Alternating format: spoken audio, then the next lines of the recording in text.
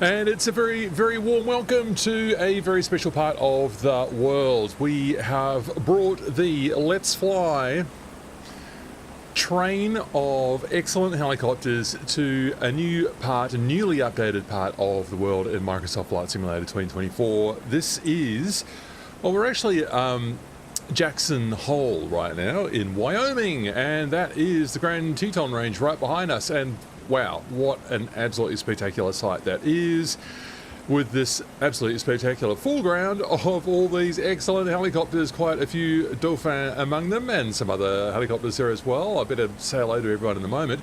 So it's a twin celebration on the stream today. We are celebrating both the release of World Update 22, which is just so hot on the heels of World Update 21 Australia.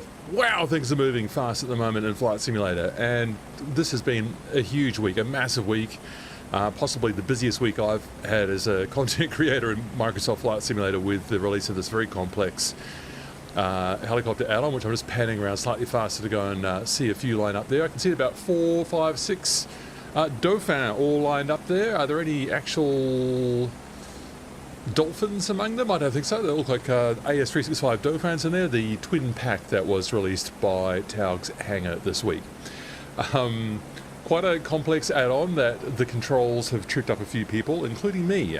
So we'll talk about that as we get going. And let's just see who we are welcoming here. Crawdad, Whisperdark, Space Cadet, Tigermoth, Night Fury, Alois, Servus, Raycap, Snowmanson, so many regulars. Helicopter 5432, Nick, Bunkfoss, Quasi Archer, Murray, NZ Bankboy, Fibro2C. Got some generic traffic down there. Sar Heli 241. I think it's the first time I've seen your name in here. Hello to you. Aquastring. Got some helipads over here. I'm just scooting past the scenery because there's so much to look at. Rob, hello. SoCal Jerry. SoCal Jerry. Haven't had you in a flight for a very long time, so welcome back. Great to see you. JB Vox, FHPRA, Dr. K Bishop, H. Theo, another new name to me, so great to see you. Yes, so great to see you all, and thanks for coming for another excellent group flight. You are all very welcome. What are we doing today? We are going to fly from, that's not a very helpful view, is it? So have I actually got it in Navigraph? Might be very slightly easier. Flying from Grand Teton National Park through to the headwaters of the Yellowstone River to get us down to Yellowstone Lake, and ultimately into the parts of the Yellowstone National Park that people know so well here in Wyoming, and then crossing over the border to Montana to land in West Yellowstone Airport at the end. So there's our route on the screen right now. It's visually spectacular. I had a good flight yesterday, just testing things out because I've had a lot of problems with the controls on the Dauphin. I was getting very frustrated yesterday with the way that it works with a sprung joystick. I learned that turning fly-through mode off helps a lot. But even better, it's working absolutely beautifully with the Moser AB6 joystick. So that's what I'm going to be flying with today. And we can talk a little bit about your controls if you like. Tell us how you're going with your Dauphin flying, what it's like, what's working well, what could be a little bit better. And hello to Mrs. TPHI on the chat and Mr. TPHI. That's a first. I don't think I've had both TPHIs in the chat before. Hello to both of you. Vert, 3D, hello. Ritzkio in the chat as well. Servus. SoCal Jerry, that's wonderful to see you there as well. And Mr. TPHI, great. And Vert 3D, hello. A wave to you as well. There's your wave. So great to have so many people along. Another big day of flying ahead. Now, I just need to just very briefly investigate why it appears perhaps maybe that I'm going to the wrong stream on YouTube again. Not the first time this has happened. So I'm just going to... Oh, it looks like it's actually okay on there. All right, so don't panic, Matthew. It looks like we're all okay. Okay, time to get the Dauphin started up. So I'm going to probably do a slightly abbreviated startup, just to keep it reasonably simple. It's actually reasonably easy to start up the Dauphin. How are you finding it, people? Yeah, that's Mako. So you're finding the startup pretty straightforward, aren't you? Yeah, well, I'm going to just sort of semi-use the checklist. So, um, yes, well, getting your views set up. How are you going with your views in the Dolphin? I just find that one of the least ergonomic cockpits, I'm not blaming this on Taog's Hangar, that Dolphin, my word, everything is in the least convenient place to set up your views with some of the autopilot down here, the display, the main pilot's display, the controls are down here on the center console. Just everything is all over the place. The console's so wide I can't see out the front. Oh, the Dolphin! Curse you, Dolphin! Hello, Rob. So I've yet to obviously find the way to make the Dolphin work nicely for me. So how's it going for other people with the Dolphin? If you want to tell me about your experiences with that thing.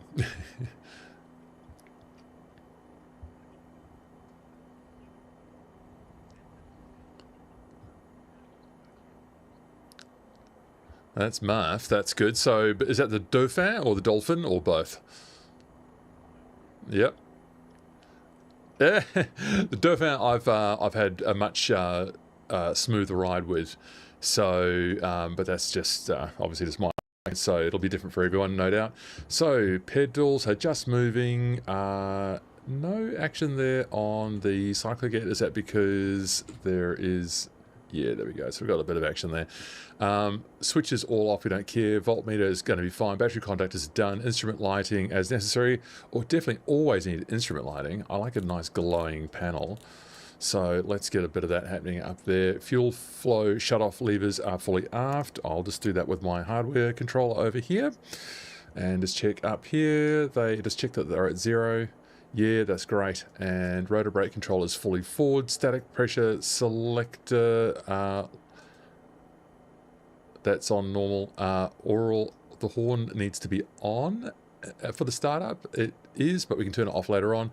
Transponder, we don't care. Steps are closed. Position lights as required. I'm not going to take much of a load today because we're flying pretty hot and heavy. So, and that's maybe a bit of a PSA for everyone here in a lighter, smaller helicopter. We are going quite high in this thin mountain air today. So just be cautious of that. Don't know if I had the chat off before, so sorry if I missed some people's voices there. Right, indicator test lights. So that's the panel up front here. And I can't remember where the indicator test light button is. Why can I not see it? Because I just need to look for that button. There it is. It's not illuminated, that's why. There we go. They're all working. Beautiful. Alarm, push button, acknowledge. Yes, we'll acknowledge that. It's French. It's supposed to be irrational. Well, the Dolphin, I assume, might have been made with international input. And it's very difficult to deal with, in my opinion. But just the way it's laid out, I've actually got a few ideas for Taogs to not have to change anything, but maybe add a couple of little things, which I think would actually really improve the usability of that Dolphin cockpit. So I don't think it won't be fully realistic though. So, but then again, flying the autopilot with a tablet, it's not very realistic either, in my opinion. But yes, that's just me. So the landing gear switch is down. That's good. We get rid of that. Altimeter, cheat with the comma key. Fuel management panel. Still haven't quite figured out what exactly I'm supposed to do with the fuel in the fuel management in the Dauphin. So I noticed that one tank always drains a bit faster than the other. And are they fore and aft, or are they left and right, the two tanks? Can anyone answer that question with knowledge? If you look in the tablet with under weights and balance, it kind of shows the placement of the tanks. There's like one left and forward and one right and aft. Yes, right. That's confusing. Right. Yeah, that's what I've just got on the screen now. So I've just filled mine with fuel, and I'll put in a bit of weight. I'll get myself up to, on here, that's 9,000 pounds. That's kind of heavy. I might just go back a little bit. That's 8,600 with a full load of fuel. I don't think I'll be challenging that. So that's all good there on the fuel. Booster pumps 1 and 2 need to come on, and they are down here.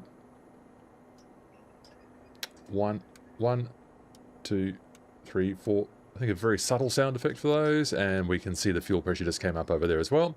Parking brake is on, and the nose wheel castering is, we might have to do a little tight little turn here to get going. Nose wheel castering is going to happen as well. Engine 1 start. So that's kind of it for the pre-flight, because I'm sort of abbreviating it as usual. So we hold down the starter button up there. Oh, now my view doesn't work. Well, that's not going to work, is it? So how am I going to manage that?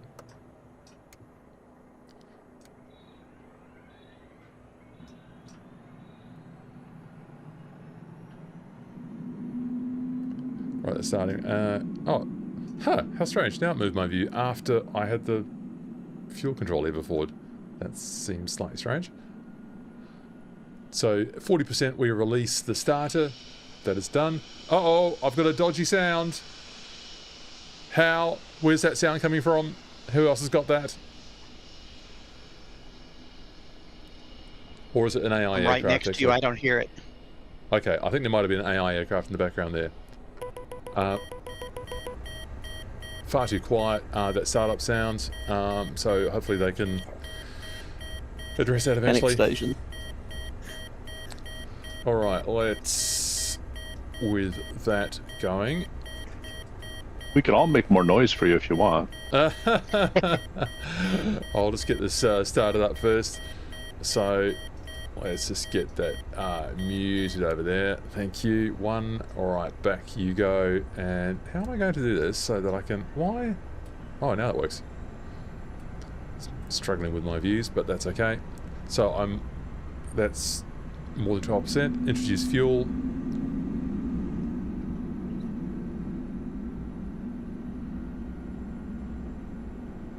Temperature looks just fine. Slightly hotter or higher conditions than maybe what we've generally, or what we've recently flown. Off on the starter. They have a 13 to 14 knot wind too. Yes, so what is the wind doing? Thank you for that cue. The wind is...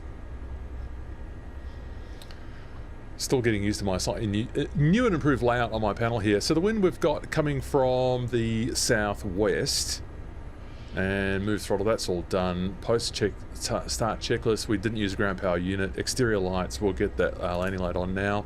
Pitot 1 and 2 heating, they can come on.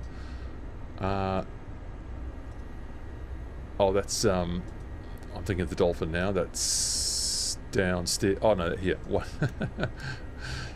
It's quite something getting two new aircraft at the same time. Caution advisory panel all extinguished. They are not. I've still got AP lit up because I haven't turned these on. And that's on ASE. That light has gone off. Horn is still on because I just turned that off a moment ago. And might just bring ourselves up to just edge the 2 levers forward now. I've got 2 sliders on the Orion 2 HOTAS over there. Which those interior sounds a bit noisy, louder. There we go. Jackson Hole is where we are. Spectacular valley in Wyoming. Great place to get us started today. Okay, temperature's green. That's green. Oil pressure's still coming up there on 2, I think, or temperature. Yeah, oh no, that's all right. Okay, fuel pressure's good. We're all in the green for hydraulic pressure. MGB oil is only 1 on the pressure there. We are not going to need any coupling on the autopilot just yet. And there is my AB6 moving here. There are my pedals. That's good. And just check that collective. That's going fine there as well. It was an absolute revolution for me plugging in the AB6 yesterday for the Dauphin. Absolutely just a different world, and it just makes you wonder if they might need to do a little bit more work on the way that the machine is working with sprung joysticks. The Orion 2 I'm using is actually not sprung. It's it's got a very light centering force, courtesy of the rubber boot, but it was really messing up the fly-through functionality, which is connected to the autopilot, and it's very hard to explain. I've noticed. Okay, so I think I'm all started up. How are we looking outside here? Wow, that is a lot of helicopters. So we've got wind coming from the southwest, and what might that indicate in terms of a taxi here? Well, we can go directly into that southwest wind. And I might just have enough room to taxi out there because rough landings isn't too close, so we'll get that parking brake off. Landing gear is down. We'll get a little bit of forward cycling just to get me moving forward. Get ready on the toe brake. There we go. Whoa, you need cyclic going in the direction that you are taxiing. So many helicopters. Taxi's really nice. It does taxi really nice. You just getting my yes. At this distance, the head tracking doesn't work quite as well as what I've just had to go slightly further back because of the AV6 stick, and the head tracking doesn't work quite as nicely. Oh, there is a is that an A320? No, an Embraer. You're landing the wrong way. Okay. ALA traffic, I am going to ignore. So I think we'll do a left turn here to get over to the most photographed barn in America, so I'm told. Happy 4th of July for those who celebrate. That's the reason for the season, as it were, with the... Oh, I've left that horn off still. Oh, these rocks are a little bit harder to get over. Come on. Come on, over you go. I think there's a little seam in the scenery there, maybe. And we'll just get ourselves facing south. Maybe we'll use the actual runway. Okay, that's not good, Matthew. That's trying to do too many things at once is what that is. So let's just come over here. Just getting no pedal response there for a moment, but now I am. Okay, just concentrating on the taxi this time. Get over to the main runway. I actually don't mind just flying over, you know, but I'm just just trying to find exactly the right spot on the collective where it's going to keep moving forward. There's Night Fury, brilliant.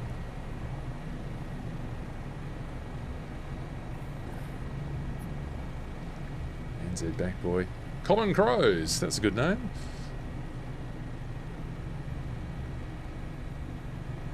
Alright. Which way are you departing out? Which way are you departing out, Matt? We will go southwest into the wind is what the plan is here, so I'll just kind of try and get out to the front here a little bit, and then we'll do our left turn to get around to the most photographed barn of America. Okay, how's that? I'll just get up in front of you for the departure. I just want to see how many people we got in here with us. Alright, there we go. I'll put on the brakes here for a moment and just let people assemble behind if that's what they should like to do for our excellent flight in magnificent Wyoming. Grand Teton National Park is where we're starting from on our way out to Yellowstone National Park. Oh yeah. How good is that? How good is that? That is a lot of helicopters. Are we going for a rolling start? Oh, let's do a little rolling start, Chase. Yes, why don't we do that? A little rolling start. Break a server with this many helicopters. The poor server. Won't someone think of the server? I hope you're doing okay there, Southeast Asia server in Microsoft Flight Simulator. Oh, Space Cadet, you've just discovered the heli-tow cart. Right, yes, it is a nice little feature, that one, to be able to drag yourself around on the pavement. Right, Marv's just doing a few aerobatics on there. My rolling start's not going to be very good for people who don't have wheels, but we'll do our best for them. They're a distinct minority in this particular flight. Everyone's got the highest tech beast they can find. This has been an absolute revelation moving to the AB6 with the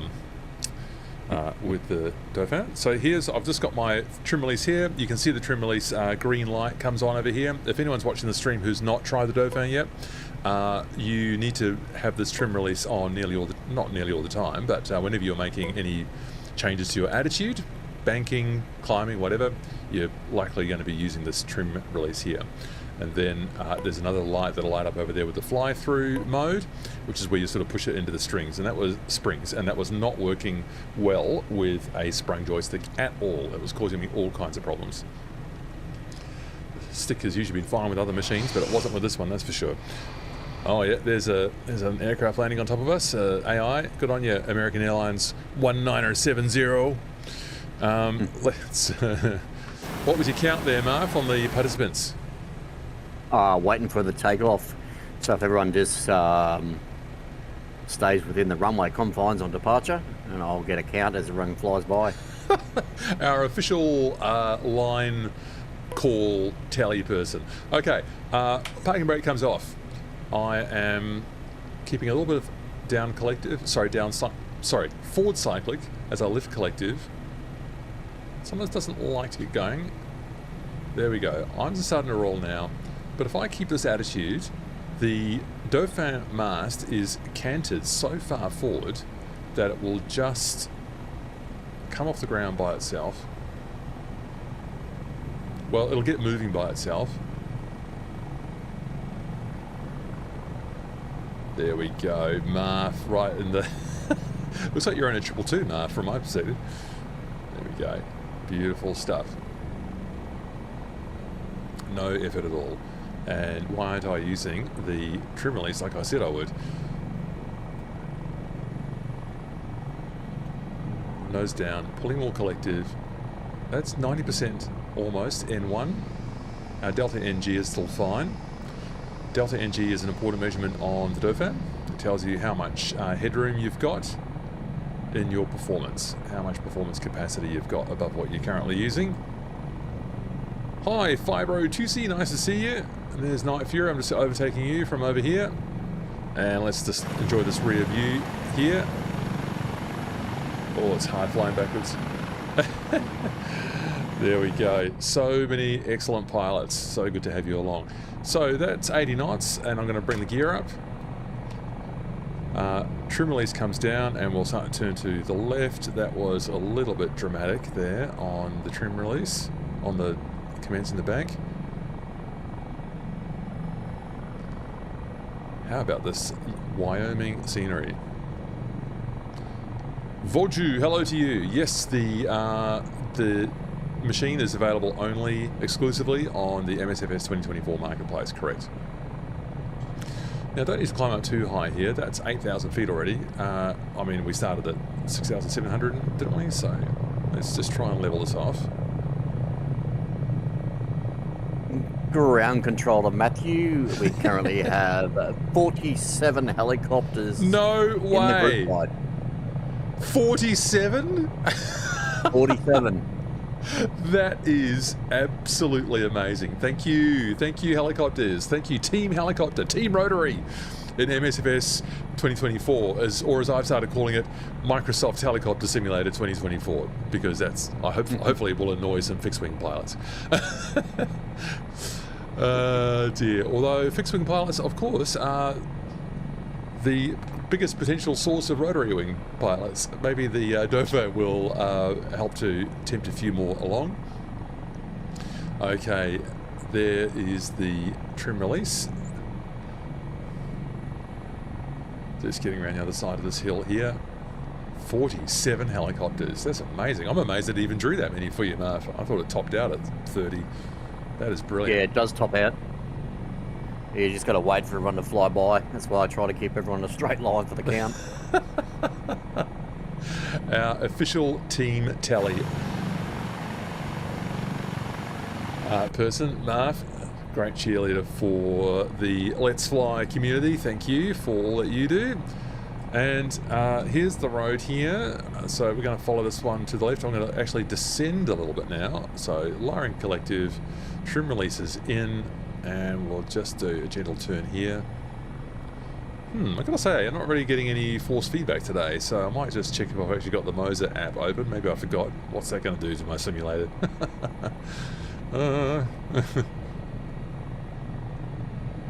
Update on the numbers. We're now at 49, 2 new arrivals. Oh, you absolute legends, all of you. So I'm slowing down a bit as well, people, just so that we can get to this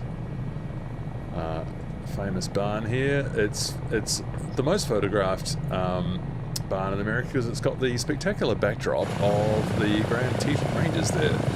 How spectacular is that?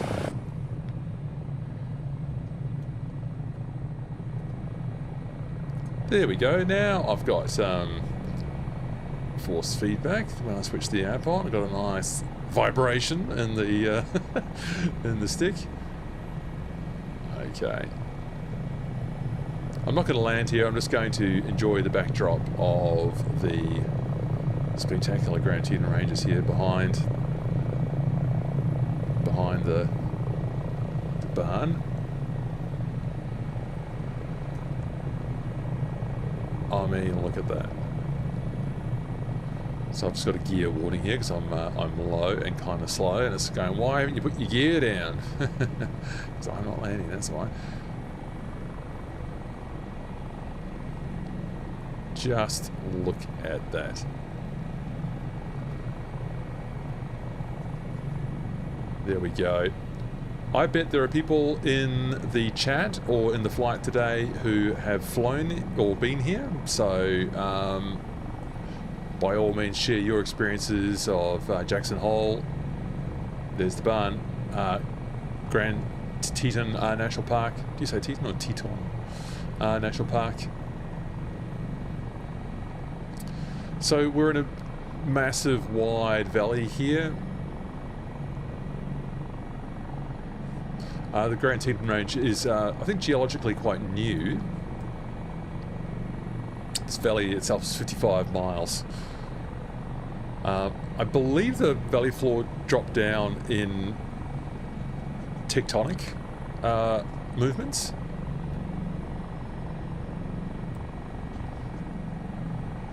And so I don't know if this one's glacial or not. So the valley floor itself is, as we sort of took off at Jackson Hole Airport there, is the only USA airport within a national park, is very high. 6,800 feet is the average valley height here. And I'm just going to point to the highest mountain there, and we'll just find our way out. And so, gathering a bit more speed, 86% on the N1. Nose down, view up, there we go. Oh, stop leaning on the pedal, Matthew. Bad habit. It's not a footrest, it's an important navigational instrument. Aeronautical instrument. Okay, that's looking good. That's looking really good.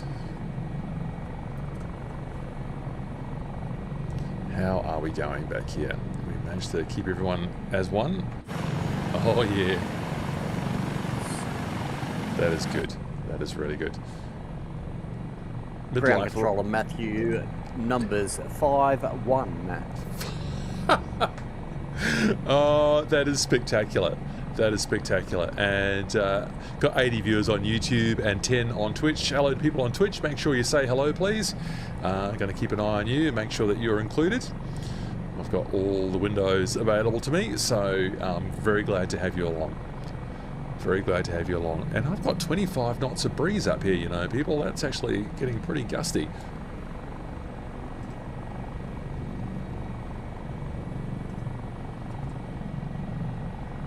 Yeah, Andrew, hello to you. I am back on the AB6, and I think with good reason, because it works so much better in the Dauphin than it does the other stick. Oh, look at that. Look at the detail they put on these mountains. It's amazing. That is... Scenery looks great. It does much look improved. It's so much improved, I agree. So Grand Teton itself in front of us there, 13, nearly 14,000 feet. No foothills, very sharp and dramatic mountain face rising up from Jackson Hole, the huge valley we're in right now. This is one of the youngest ranges in the Rockies. It's only, I think, 6 or 8 million years old, which is why it still retains this really dramatic, jagged shape here.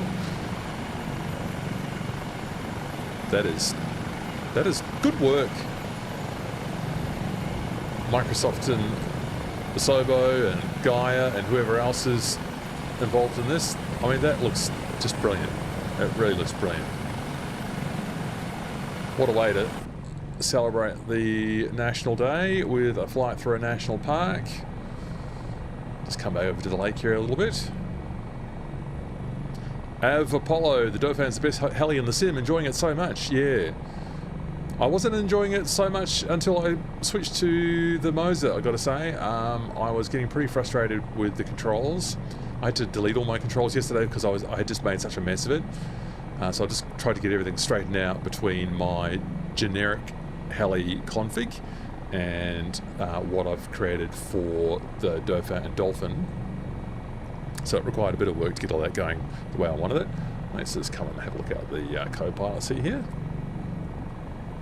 That's so good. That is so good. What a beautiful day too. Real world weather. And what have we got outside? 23 degrees. It's pretty warm today, hey?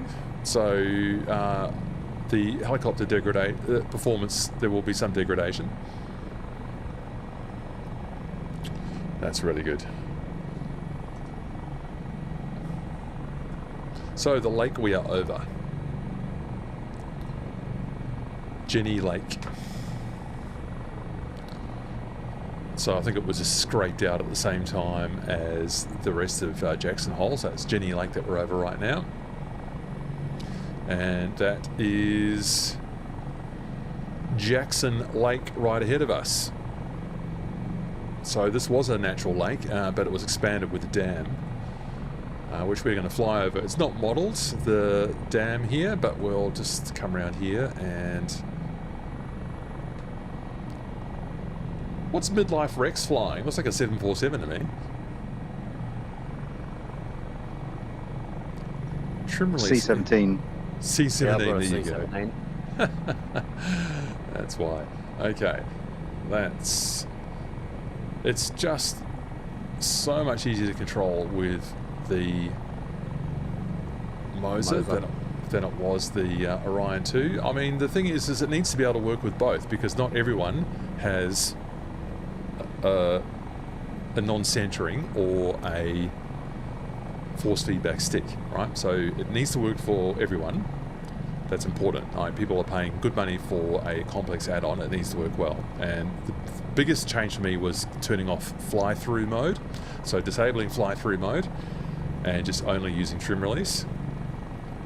And that seemed to come a bit better. I was getting stuck controls and I'd have fly-through mode stuck on even when I wasn't trying to use it. And that was basically a train wreck. Oh, look at those ranges. So good. So good. JB Vox, I've got to say, you are one of the great cheerleaders of the H125. I'm glad to see it. One of my favourite helicopters in real life. Well, formation flying should be a bit easier today because with a nice stable helicopter this, I won't be veering all over the place, will I? For once. For once. It's going to be nicely flown.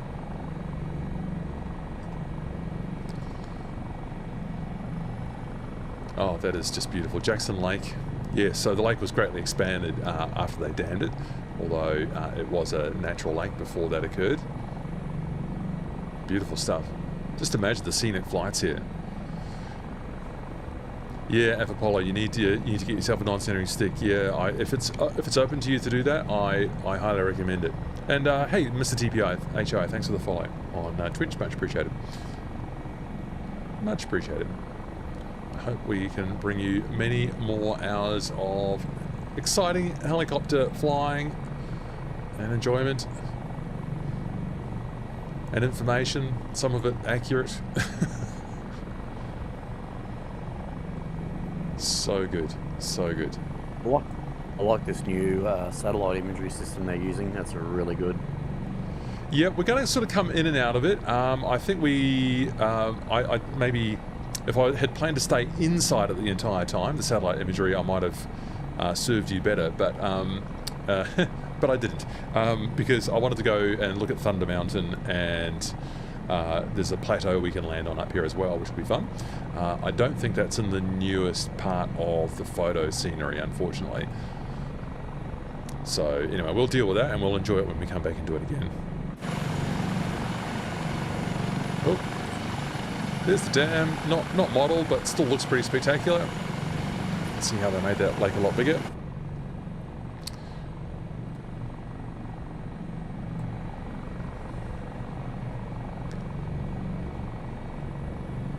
Alright, we'll stick with not that river, but over here. We've got a couple of rivers here. The Buffalo, there's a South Buffalo and Buffalo South Arm, so I'll just figure those out in a second, so I'll just get pointed in the right direction. Oh, the Grand Teton Ranges. Oops, just popping in there a bit. Yeah, that was really good though. Once it's popped in. Yes, I've had to maybe just tone down some of my graphics settings today. I was a little bit concerned about the graphics usage. Memory load. Oh, it seems to be oh, it's because it's frozen, that's why.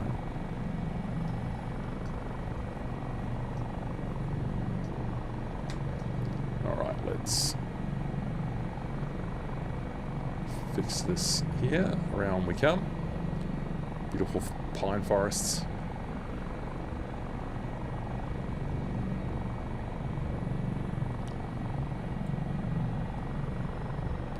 Don't soon get sick of flying in this beautiful terrain. Look at that. Wyoming in summer. Beautiful stuff.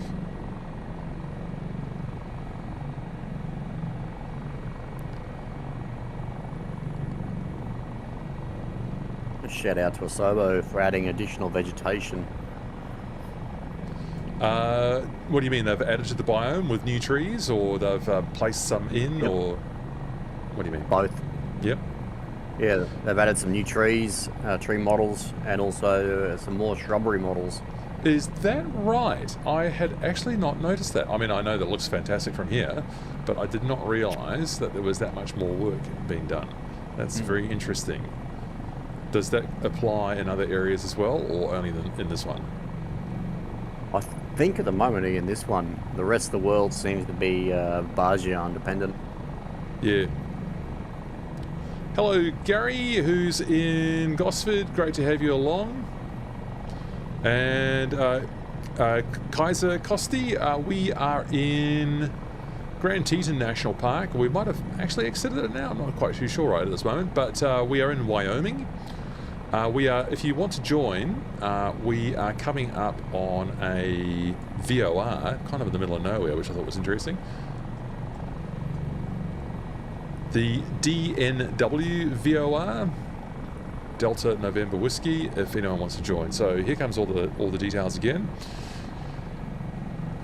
If anyone should like to fly with us today, here are the details to join the flight. There's a bunch more information on the Discord server as well. I'll give you the address of that in a moment. So next, whoops, I'll just get my caps lock off there. Next waypoint is the DNW VOR. Lovely. Okay, that's that done. And yes, a whole info pack for you at the Discord server there as well, should you like to have a fly with us. Or just check it out yourself sometime. Look at the river down there. I remember Jorg in his presentation at FS Expo was talking about how they have developed a new technology to have the water effect in MSFS better follow the satellite imagery, or maybe the terrain data for river paths. And I'll see if I can just maybe get the binoculars out and show you.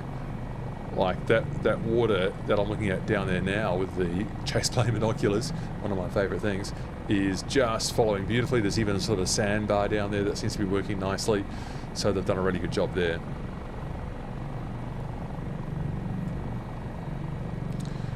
Very successful work, I would suggest. Good work, team. Yeah, the rivers look really nice. The rivers do look really nice. Was that Rough Landings? Yes, sir. There you go. There you go. One of our community heroes with the scenery building that you're doing as well. So Rough Landings guided us in the Olympic Mountains in Washington State a couple months ago. And I see they've done some updates here, and I think we might be at the edge of the new imagery here. Judging we're going from finally gone all blurry. very high res down in that part of the screen into a bit lower res over here. Don't worry, people, will be coming back into the higher resolution stuff a bit later. Don't you worry about that. So, Rough Landings, what's your take on the... In fact, I've got a bit off course here, so I'm on the wrong river, so I'm just going to fix that by turning to the right. Rough Landings, what's your take on the state of Olympic National Park now, or the Olympic Mountains right now? Well, I did a quick flight over it last night, and I don't see any new objects as far as custom buildings or anything like that. But yeah, the ground textures and the rivers, the glaciers all look a lot better. It's really stunning. Oh, that's good to know. Yeah, look, just that investment into the terrain is always so welcome, and you know, MSFS. I mean, the pace of these world updates. I mean, it just feels like no time at all since we had Australia, and now to get national parks in the USA as well is a real treat. So please keep going, Microsoft, Asobo, Gaia, whoever else is working on this stuff. I do think they contract in people to do a lot of this work, which is great. I feel that some independent developers get tapped to sort of do some of the work, so that's good for accomplished designers to be respected in that way. And I'm still too far. 3 weeks ago, we had some other states released, right? Yeah, we had the city update in Wisconsin, yeah, Illinois, and what was the other one? Minnesota? Minnesota. No. Yeah. Yeah. And I tried to do a stream, and it all completely fell apart in Chicago. So I think there was maybe a few too many polygons being drawn on the screen. Oh dear. Yep, that was a write-off. But I think I might not have been the only person who had trouble in Chicago. I think some other people might have talked about that as well.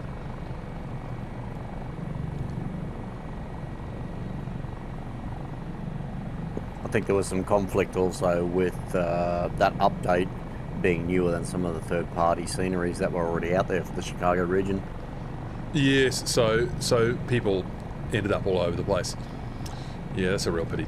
Right, so again, bad navigation. I need to come further to the right just to get us on track. Oh, there's another unfortunate bout. Looks like we're getting back into the good stuff again, so it's not like a perfect square. And you can see a real sharp delineation there, but look how good it looks on the good side.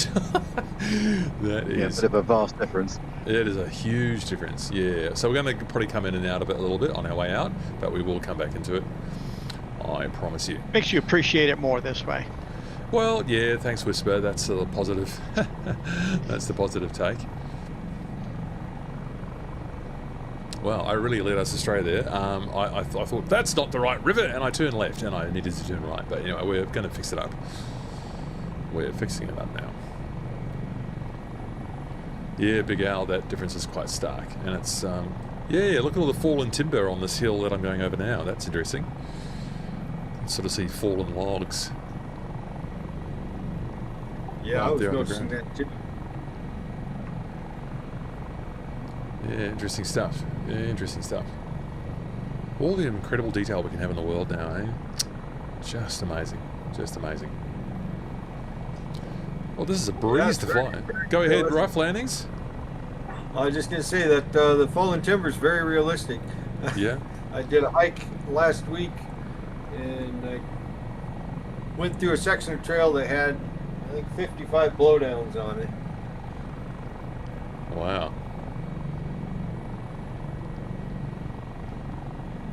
Well, it's But I still. would expect this is from wildfires sometime in the past. So the trees were killed and then eventually sort of fell over, and those sort of bony trunks are left today. Yep. Oh, this is beautiful. How beautiful. Still looking back there to the Grand Teton Ranges over there on the right. Fantastic.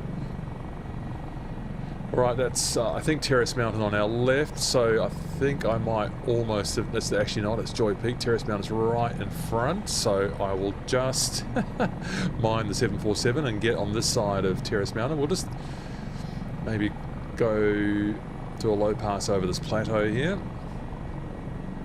Probably not what you'd want to do in real life. You'd want to probably go around the side of it so that you could glide down to the ground if you needed to, in case of a dual engine failure. 10,000 feet and the Dauphin, no problem for you. We're still, I'm not pushing the Delta NG at all. We're still well on the green down there.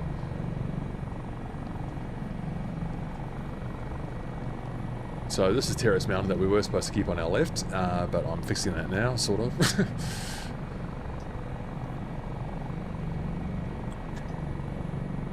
All you Dauphin pilots, don't forget your landing gear when it's time to... Don't forget your landing gear, people. The machine beeps and tells us, but that's no guarantee that everyone will pay attention to that. But Hey, which airport are you guys around?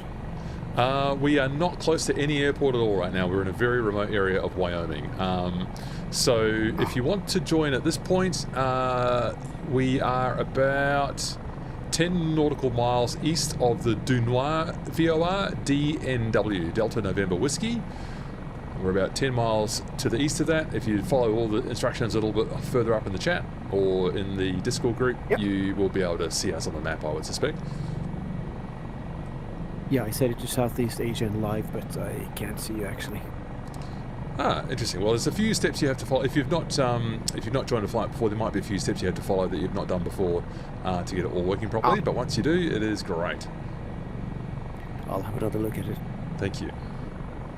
And well, Microsoft makes it way too complicated for multiplayer. yeah, it's a few hoops you've got to jump through to get everything working properly. You need to sort of have, join the right place and make sure that. Ironically, the one that's the one that's easiest to miss is that to have multiplayer all set, and then then there's that graphics one as well, where you need to make sure you've got the other aircraft, or is it aircraft traffic not on anything but off? Because if it's on off, you won't see us. Oh, that is beautiful. Flyby. Meow. Oh, yes, that's exciting. That's like Star Trek fleet movement flying past here. That was great. This is stunning, says Big Al. I agree. It's so good. I'm really looking forward to this technology being applied to the rest of the simulator and to see what sort of magic that Barjana and Clifford will come up with. Yeah, well, is the technology different, or is it just that they've just made full use of the existing technology? That's what I'm a little bit unclear about. I suspect they paid for new higher resolution imagery. Because the satellites are getting better all the time, but of course it costs money. Yeah. Big Al, it's like a brand new sim, yeah. All this stuff was mapped via an aircraft using a laser drum camera. That's true. That's true. A lot of this is aerial surveillance. Yeah, which I'm sure is not cheap. Don't forget the reflections. The reflections in Crater Lake look pretty good, better than anywhere else. The reflections in Crater Lake in Oregon? Yeah, there was there was somebody posted a video showing the differences between before and after, and the reflections on Crater Lake were quite incredible. You won't see that anywhere else. So I figure there is some new technology being used. Interesting. Well, the SDK is forever changing, and that's one of the things that drives developers absolutely crazy.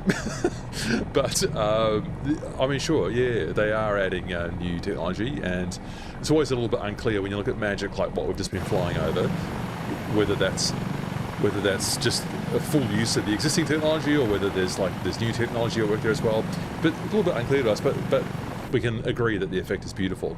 In fact, I'm starting to feel a bit guilty now because the plateau we're climbing up to is not in high resolution. So I apologise in advance for that. Maybe I could choose one that is in higher resolution. So maybe one of these ones over here on the right. If there's a sort of a flat top up here. We're still in the new updated terrain here, but we might be right on the edge of it, I think. So we'll see what happens when we get up the top here. Really great turnout in the viewers today as well, so welcome along everyone. Hope you're enjoying this beautiful scenery as much as we are. Oh, how about we get up there? Yeah, okay, just on our right, it's above us right now, so just get everything sorted out here, Matthew. So, because you can just see where I think we're right on the edge of it here. So I was going to land on this plateau directly in front, but that's lower resolution. So let's do a 180. Oh, my speed's come right down. So let's get the gear down. Get the head Just based on the input on reflections, to take full advantage of that, you need to make sure you've increased your cube mapping reflections to 384.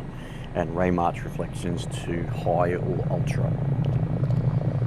Right, so you can have beautiful reflections, but it might come at a bit of a cost in performance there, but good to know, thank you, Marv.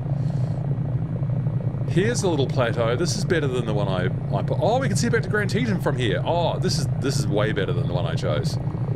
Way better. Now, what I find works well here is just to kind of move the camera, well, not outside of the aircraft though. So all I need to do is 34 knots of wind. How much? 34.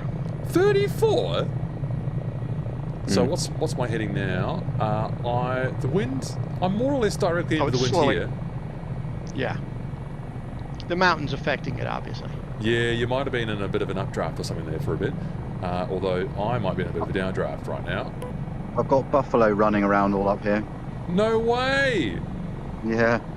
Place is covered in them. Buffalo, cows, yeah, no, buffalo. Bison. Take a screenshot. Up here on the little plateau that we found? Yeah, we're about to push them off the edge of the plateau, I think. They're all there running ahead of us. Oh, they're not in my sim at the moment, so alright, I'm just trying to find a good spot to land. We'll try this one over here. This will let people catch up to us a little bit. So just a nice slow rate of descent here. Watching the ground, watching out. So I can tell my rate of descent's higher than what I realised because I can just see that parallax effect with the trees at the end of the plateau there. My nose is into the wind. Just dropping that last little bit of height there. Oh, nice work. And we're moving on the ground. I'm just going to, I think you are supposed to land with the parking brake, but it actually makes it a lot easier. So, let us have a look around. Oh, yeah. The rock faces look really great coming in. There's a bit of photogrammetry weirdness up here, but it's not too bad. Oh, look at the fleet coming in. Look at you all. Yes. That is brilliant. Well, I propose you get your little cameras out and enjoy the view up here because that view back to Grand Teton is pretty special. And wow, how high are we up here? Well, our altitude's 10,400, so we've climbed up at least 3,000 from Jackson Hole. That's brilliant. Feel cheated. I can't see any buffalo. Yeah, same. I've got no buffalo either. I'm pretty sure I've got animals on. Or fauna, as it's called. I'll stop and get out and try and take some photos. Yes, please. Yes, please. Lots of photos. of buffaloes running away from these 51 helicopters. Absolutely extraordinary. What an incredible turnout. Thank you, people. Just terrific. And heaps of people viewing us there as well. I just get look at Big Al. I just keep saying it's amazing. I completely agree with you. It is amazing. It's super impressive. It's super impressive. People who are watching who haven't bought the Dauphin, what do you think about what you're seeing? I mean, obviously the scenery is pretty gobsmacking now as well, so we're all gaga over that, and rightly so. What if I put the camera back here? Oh, let's fly through a Bell 222. Look at all these helicopters. That is completely nuts. Microsoft Helicopter Simulator 2024 is just really delivering the goods today. That is so good. Oh, Pete H, I think another new name there for me. Ah, yes. So good. You just bought it 2 minutes ago, would you? Yeah. Well, I hope you'll have good times with it. It's a little bit of a learning curve to get going. I've done two tutorials, which I think have gone over quite well. Certainly lots of people have viewed them, so I'm pretty happy with that. And let's just get these screenshots in here. Oh, so many good photos in there already. And it looks like I've just basically copied the last person who... Oh, well, Whisper's even got some bison in there as well. Fantastic. Good work, Whisper. You found the bison, but I did not. I'm feeling kind of cheated. I wonder if I can copy message link. I wonder if I can put this in another browser and actually show people in the stream. I'll need to find, which I've got way too many windows open. Open that there, put that there. Is this going to work? It might do. Yes. All right, there it is, Whisper. You are now in the stream, so that's what Whisper has just captured for us. That is so good. Yeah, I feel cheated as well, but at least Whisper got a photo. That's really great. Wildlife photography. There's a few right ahead of us, towards the edge. Oh yeah, for you maybe, but I'm not seeing any movement there. So we're an hour into the stream. What I'm going to propose to do is I might just catch up with a couple more messages. Hello to Sandman, who's just said hello there on YouTube. Hello to you. Epic turnout, Andrew. It sure is. And Vorju, you bought the machine a couple minutes ago. Too bad I won't have time ready to get into it tonight, but maybe tomorrow. Yep. And you've watched the autopilot tutorials that I've done. The one for the Dauphin is even more complex. And I'm going to have to get into that later today because we've got the Emergency Dispatcher Pro. I'll be doing a stream on that with developer Matt in a couple of days. So that'll be fun. Yeah, he's a he's a hoot. The last time Matt and Matthew were on the stream, we had a grand old time. So that's coming right up. Yeah, Andrew, the Dauphin's brilliant. It's even fun watching the automation, switching the automation off completely and flying it manually. Brilliant. Okay, I'm just going to mute all the chats and I'll take a quick break, fill up my water, and we will get on with the next leg, people.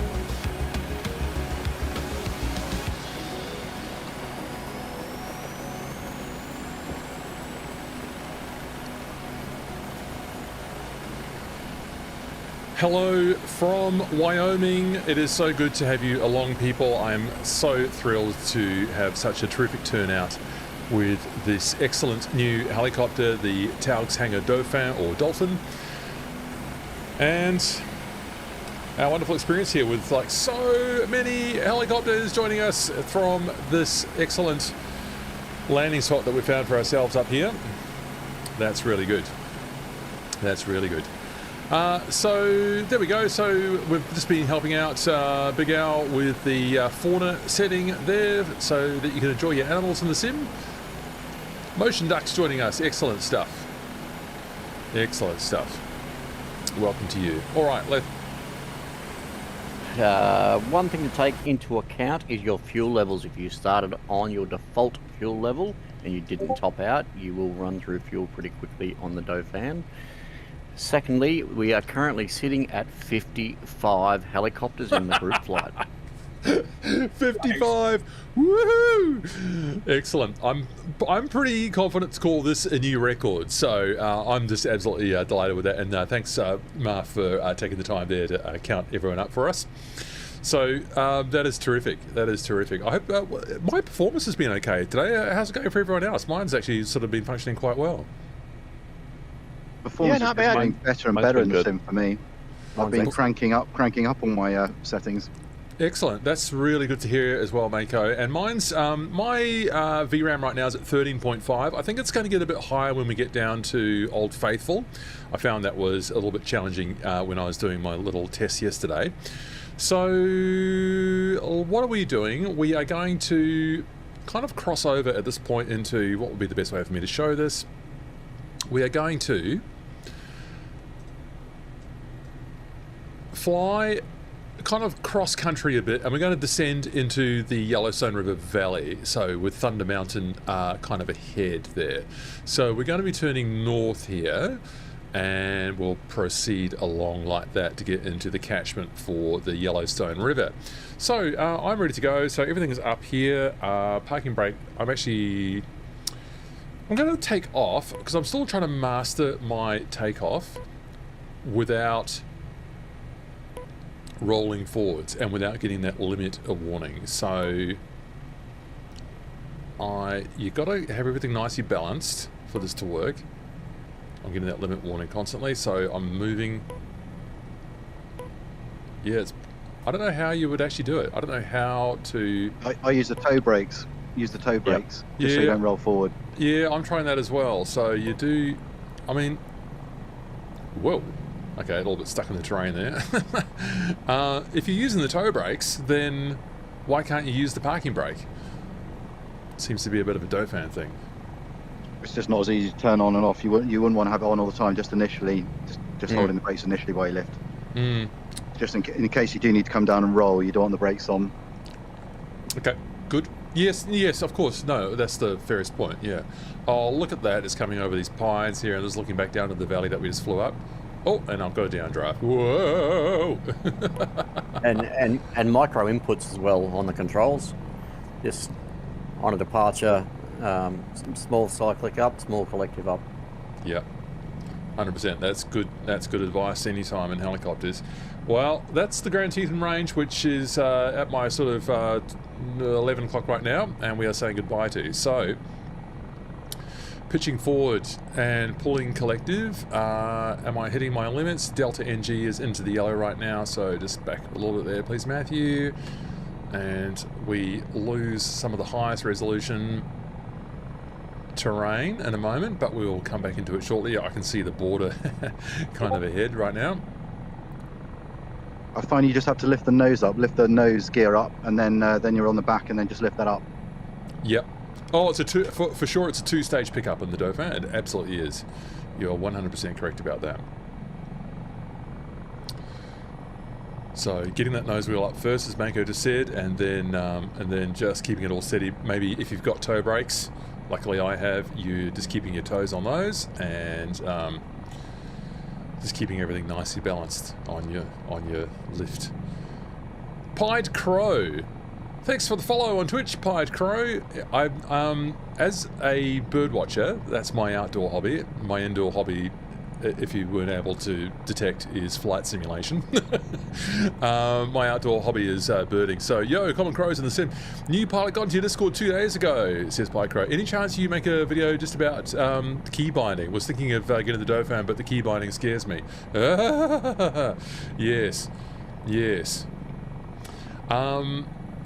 So the way Taog's Hangar has done it is interesting. I don't know why, for instance, they have created a specific binding for the gear up and down, because I would have thought there was a perfectly good default binding for that, but for some reason in their code they thought that they needed to add a specific one. I'm a little bit puzzled by that. There's two different gear up bindings. There's one for the Dauphin and a different one for the Dolphin, so you need two different profiles. Yeah, exactly. So you actually need the scale of it is this in my mind. Not only do you need an AS365 and an HH65 profile, but you also need a general helicopters profile that excludes all the bindings that Taog's Hangar, for whatever reason, has chosen to double up on. So it is actually not nothing in terms of the amount of work you have to do. So I'm not quite sure why they wanted to do it that way. It's a little bit. They said there was a lot of very specific logic that's custom, and they needed to exclude the existing logic from happening. Which is fair, but I think they could have made a little more effort to use the same bindings and block the actions they didn't like. Yeah. Just on that, there will be an update soon. They're currently waiting on some SimVar variations, sim variations in the coding that Asobo are working on right now, and that will again change the dynamics of how this machine works. Great. With some new bindings, maybe. How awesome would that be? There's a reason for it. Yeah. Look, it's just turned out to be a bit challenging. I do appreciate that they have used specific bindings, right? So in the simulator, we've got general bindings, we've got aircraft type bindings, in this case helicopter, and then we've got specific aircraft bindings. Only time I've actually seen that used before is in some of the default aircraft where they, Asobo, have made sure that there are default bindings. Look at the rocks beneath us. This is nuts. This is even better than when I flew it yesterday. I actually think I turned my graphic settings down even as well. Okay, time for a flyby. Oh. The specific bindings are really good for things like the custom autopilot modes. I love the fact that they use their own binding for like transition to hover. Yep. It's just landing gear seems like a bad choice. Yeah, the landing gear one is really surprising. The cyclic trim, it's interesting that they didn't want their new beep trim to be fed by the old longitudinal and latitudinal, is that right? Cyclic trim. Yeah. Again, that one's a little bit more understandable than the gear, which is just very strange indeed. But yes, indeed, it's a bit of a chore to set up, and so Pied Crow, I think that's good. Someone else on YouTube, in fact it might even have been you if you're using a different name over there, was pretty excited about the possibility of me doing a key binding tutorial. I hope some people will watch it. There will be no flying, it'll just be me talking about key bindings. How exciting is that? I'll try and make it entertaining. The trick I found is just to wipe everything and just start again, just go through their key binding manual and just step by step. Yeah. And yeah, it's fine. But yeah, there's like two like double bindings for most things as well, like press and release as well. It's a bit of a pain to set up, but once you got it going, it's great. It is great. So I honestly go ahead. Oh, there's Crow right now. Hello, Crow. Go ahead. Like there is like 10 different rudder trim fucking key binding, and I don't know which one of them I need to fucking bind. Like that's the binding in this game are very complicated for no reason, in my opinion. It is. Even it is the complicated. basic We'll watch it. We'll just watch our tone there a little bit for family viewers. So yeah, it is. There's quite a lot going on, and there's a lot going on. It is frustrating. I'll do my best to get a nice sort of video up there with a bit of a starter's tip on how to get yourself going, because there's a lot to get your head around, and it all came as a bit of a shock. Like, you know, they sort of pointed out that we've got these key things that need to be put in, but then there was all this other stuff as well. So it was just a lot going on. Larry, Yellowstone is huge, and you see almost none of it from the roads. Well, that's why we brought the Microsoft Flight Simulator, isn't it? So that we can actually do Yellowstone properly, which I assume we must now be in. I mean, we're on the whoa. Okay, that was an instance of fly-through mode being triggered when I didn't want it. So that's an interesting one. Yeah. Oh, now here's the river, which is beautifully rendered. So again, the edge of the river is very nicely done here. We can see that that's being taken care of here just beautifully in the new scenery, as I believe we fly past Hawk's Rest. Yes, that's on our right here. That looks absolutely gorgeous. Allegedly, this is the most remote location in the lower 48 states, Hawk's Rest.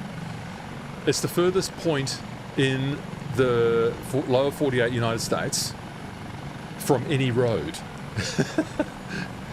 So that just goes back to what Larry was saying a minute ago about how you need to maybe get above Yellowstone in order to just appreciate all of its incredible natural beauty here, right? That is spectacular. Hawk's Rest. And a whole bunch of excellent helicopters there as well. Brilliant stuff.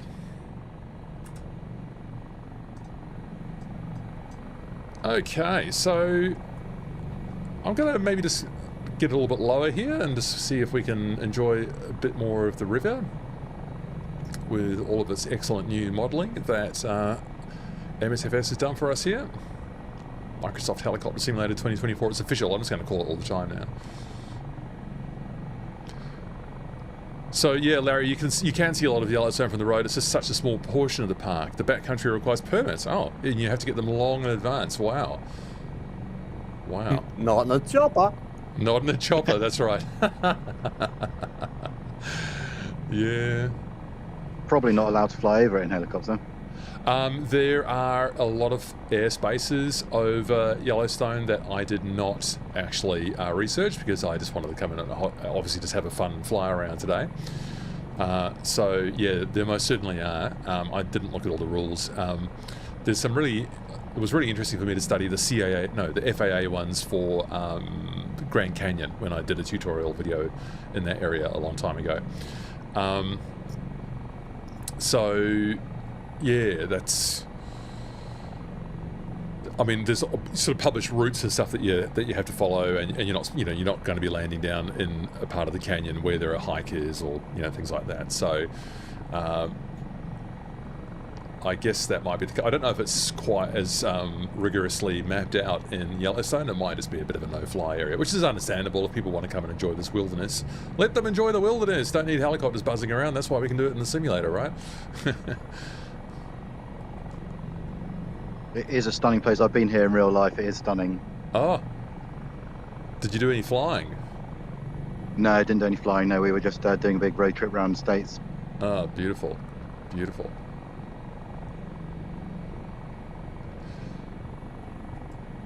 So, regarding airspace, things that you'll find around all national parks is a 2,000-foot AGL limit and national wildlife refuges and things like that.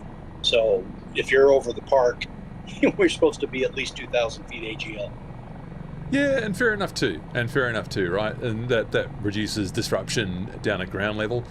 And another great excuse for us to come and enjoy it a little bit lower than the published minimum, or published maximum minimum. That's right. It looks really great at low level now with this new scenery. Yeah, it's beautiful verdant green, isn't it? I'm expecting to find a beaver dam. Yeah, where are all the beaver dams? Hello, Kruberax. Good to see you.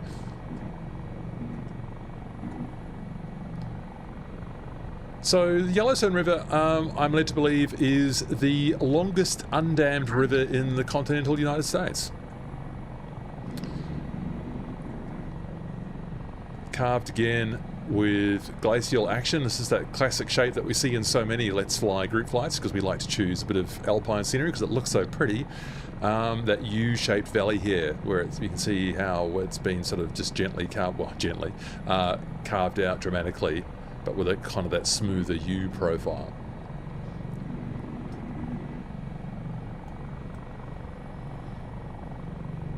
Excellent stuff. Excellent stuff. And so that is Yellowstone Lake ahead of us.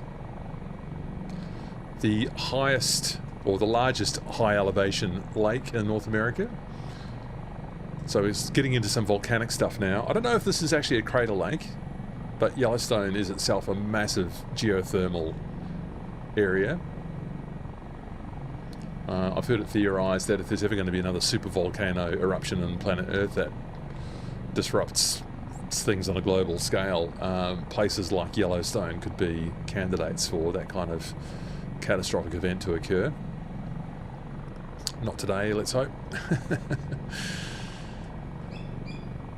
Hello, Jared, down there as well. And so that is the promontory ahead of us in the lake. So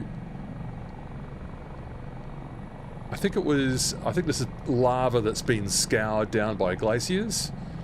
So that promontory is that finger, that peninsula pointing into the lake right ahead of us. 110 knots. I don't really have to do anything with the collective when I'm going in the Dauphin. I'm not using autopilot today, except for the native stabilization that it does.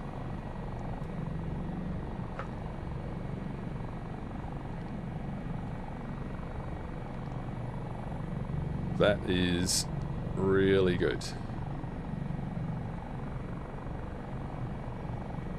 So I've got a couple of fun helicopter challenges for us to do when we get down to the geysers, the other geothermal locations. Car wash? Car wash. Oh, now you've said it, Whisper. It's going to happen, isn't it?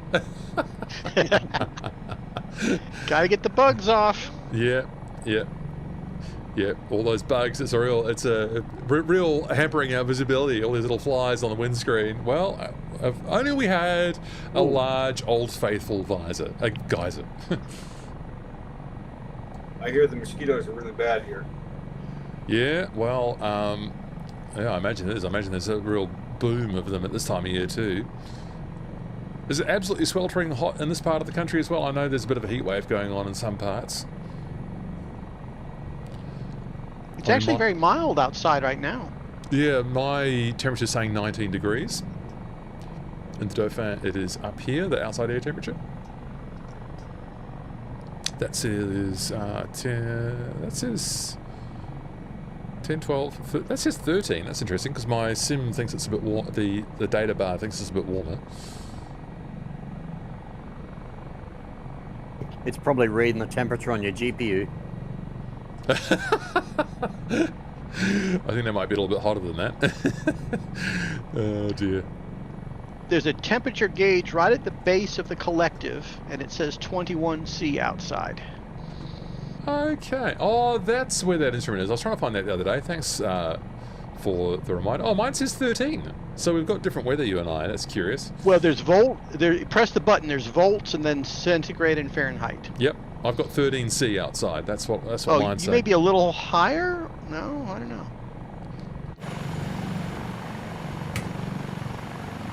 Yeah, because I'm enjoying the views. That's why.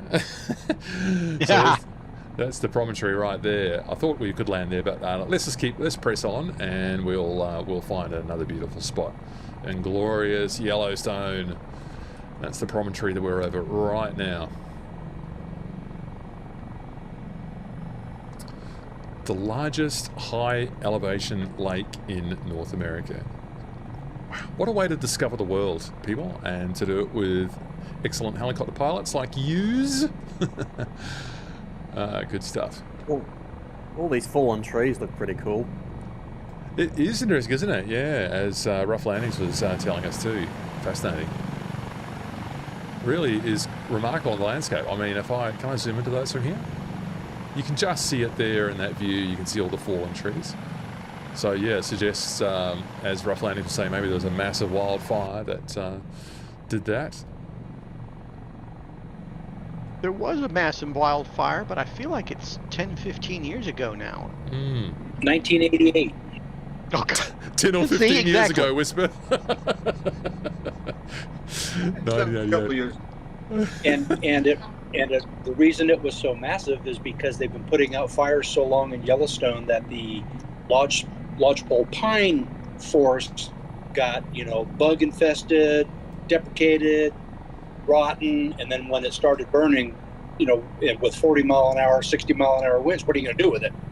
And so it burned a good portion in the park and around the park, and then they discovered, of course, that after the fire, cleared out all that dead, decadent wood and trees, and the vegetation came back, and the animals came back, and gee, it was like it's a climax species in the natural world. Gosh. Yeah. So I mean, what I'm taking from that is that like the wildfires play a role in the maintenance of the ecology, right? Absolutely. Yeah. It's true in Australia as well. I mean, the wildfires in Australia are absolutely horrifying for humans when they happen, and just so incredibly destructive. Look at this cute little sandbar that we're above here. This is great. I wonder if there are any shorebirds on that. But that's the way that our trees, the way a lot of our trees are actually evolved to spread and reproduce. They need the fire to crack open the seeds and clear out the understory and all this kind of stuff. So it's really fascinating. It's just that we tend to get much bigger wildfires now, which are sort of increasingly catastrophic. So. And the more that people are building into the wildland, we're destroying more improvements, quote unquote. Yeah. So it's it's just like people moving into wildlife habitat, people moving into the forest. We're in places that we're affecting the nature. Nature comes back and slaps us. Yeah, it's like cut it out. Yeah, Firehawk. That's We have the same debate in Australia as well, and people wondering, well, why are we building our towns in like flood zones, and why are we putting our lovely houses surrounded by tinder dry native bush, right? So it's the same sort of debate that we have here, but humans just have a limited capacity for learning some of these lessons, in my experience. But anyway, good to be reminded of it in a experience like this, where we can enjoy the beauty and contemplate what it all means and how it all works in nature. It's beautiful.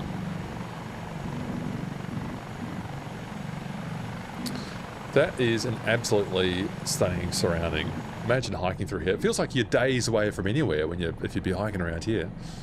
And that was a yup from Larry over there as well on Twitch. I fully expected to see grizzly bears here.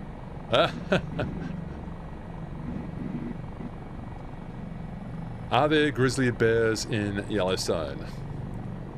Yes. Yes, excellent. Yeah. And the best way to find out where the grizzly bears are, drive along the road and find out where all the people are parked and running off into the woods to chase them.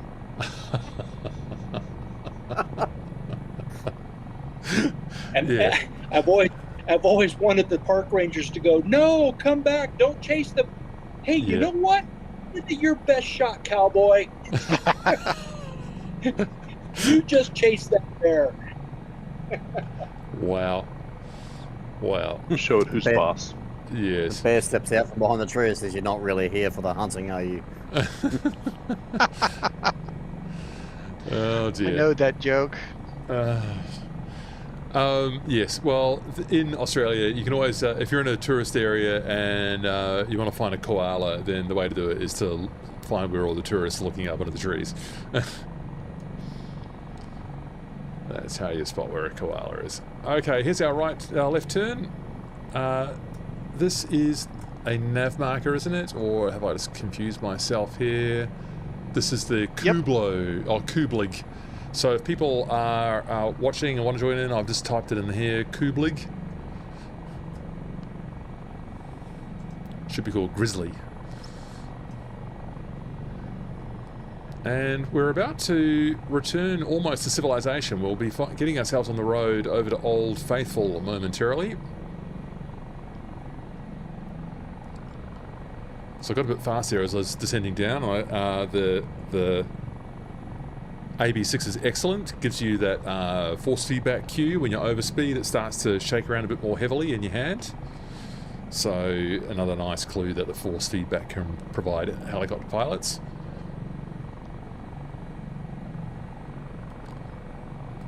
The sound pack in the Taog's Hangar Dauphin and Dolphin twin pack is, I think, the best that Taog's Hangar's done yet. I don't think that sound has always been the strongest suit of that very excellent developer, but I can start to see some improvements happening. I feel like I would still want to maybe add an airflow sound effect at high speed, which I can do in FS Realistic Plus. I've just kept it all naked, as it were, at the moment, or just kept the native sound so that I'm not disguising it. I will actually, the well-insulated cockpit. Yeah, well-insulated cockpit. That's good. Yeah, I think maybe it's a little bit. I wonder if it's a little bit too insulated.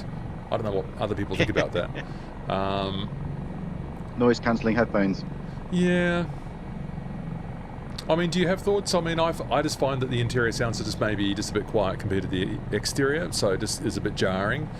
A little bit harder. Well, as a streamer, it just means that I've got to just change the levels a little bit more often. But if I do this, it's like it's a large step up. But I mean, of course, it's louder outside. So yeah. Anyway, I can see both sides of that. I can see both sides of that. Those in the Dauphin, please check your fuel levels. I'm at 4/5, so I'm doing just fine. But then again, I'm good, filled up before we left. Yeah, same. I went the hard lesson 2 nights ago. I just took off with the default fuel and I had a flame out on the #1 engine. Oops. Well, sorry people, we've hit civilization. There is the road, and that's the road that we're going to follow into Old Faithful. We're now in IFR conditions. I follow the road. I follow roads. I follow the road. Yeah. As opposed to VFR, virtually free of roads.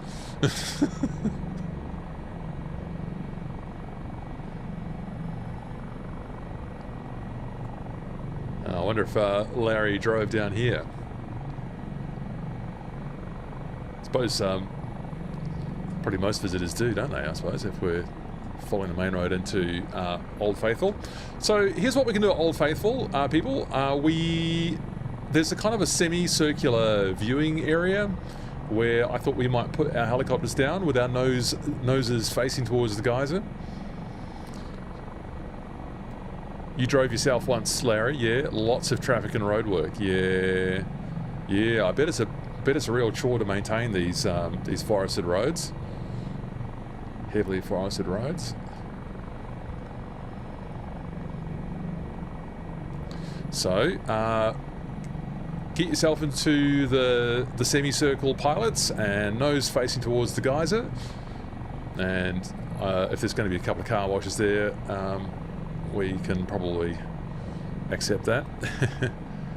Oh, Larry, some parts of the road were washed away a few years ago. Iluvic, is it? This thing definitely looks better than the Cowan Sim S76. Yeah, the S76, the modelling, I think, was maybe not the strongest suit of that helicopter. The autopilot actually in the S76, I think, still stands up very, very well compared to this, and it is definitely has a higher level of compatibility with sprung joysticks than the Dauphin does. Pretty confident I can say that, based on my experiences with 2 sticks now in the Dauphin. Well, here we come. There's Old Faithful already in our hot geothermal area. So I'm bringing the nose up and I'm bringing the collective down. So I'm slowing down now from 120 knots. Landing light comes on. And there's the Old Faithful Lodge as well. Quite a lot of modelling done in here. That's 100 knots now. I'll need to maybe lift the nose a bit more. We stayed in one of the little cabins here. Did you? Excellent. Yeah, it was really cool. Excellent. Oh, that would be a real experience. Well, here we are, reliving it for you, Mako. Yeah, it was great. Alright, there's the rotor slab. That's a good sound. Gear comes down. It's firing off right now. Yep, it's firing off right now, that's right. I've come in not quite hot enough, so I'm just going to go, if I can, to the far end of the semicircle. Jared is already down there. Going to be risking a vortex ring if I'm not careful here. Because I just left that a bit too long. Vortex ring is modelled. I have done that to myself. It sure is. Yeah, I've modelled. experienced it. Sure is. Almost out of right pedal authority there. 7,500 feet. There we go, just brought it back there.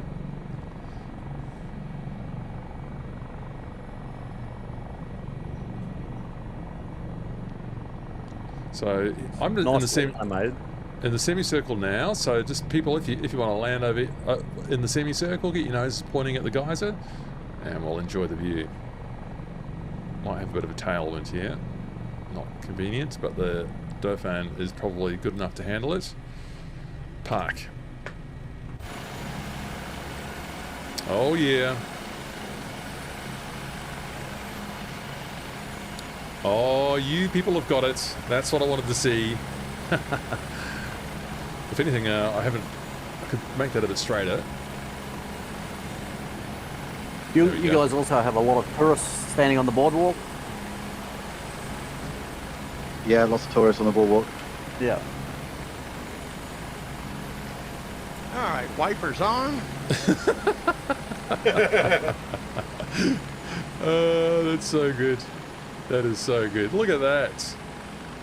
Look at that. That is brilliant. That is so good. Iluvic, do you guys know if an R44 can backfire in real life when starting? I suppose it could. I was busy doing a pre-flight and it literally sounded like an explosion went off next to us. Go ahead, who was trying to get in there? It was me, KJAC. I'm the air traffic controller dude from yesterday, and that's happened at my airport. Okay, so great to have you. Yeah, sorry, I didn't recognise your name from our chat online. It's great to have you along. Thanks for coming. So what did it sound like an explosion for you as well? Did it when you're actually working on the ground? Actually, I was outside because it was a nice summer day, and I was just outside enjoying ice cream, and one of those Robinsons was starting up, and it really backfired. It just sounded like a louder backfire, but I just knew what it was right away. So no damage done, I hope. No. You were pre-flighting a Cessna, but you heard it in an R44 outside. Incredible. It's Mia Scully as well. Hello to you. Any other new names I haven't said hello to yet? A Hunter, hi. A Hunter. Fibro Ritzkio. Mike Kilo, hello. GRCT, hello. Clam Jammer, sorry. I'm not sure if I sort of got to say hello to you before. Neo-wise. Ogotai, that's a new name for me. Welcome along. So I had a good chat with Kiza the other day. We were talking about in my Kiza, sorry, in the Dolphin video I made. I landed at Miramar, and I said, "Oh, I could go and buzz the tower like Maverick," but I said, "Oh no, that's just too passé. That's Maverick's been there and done that 40 years ago." But Kiza was telling me, "Oh no, it's never too boring to have a tower flyby." Would you still agree with that?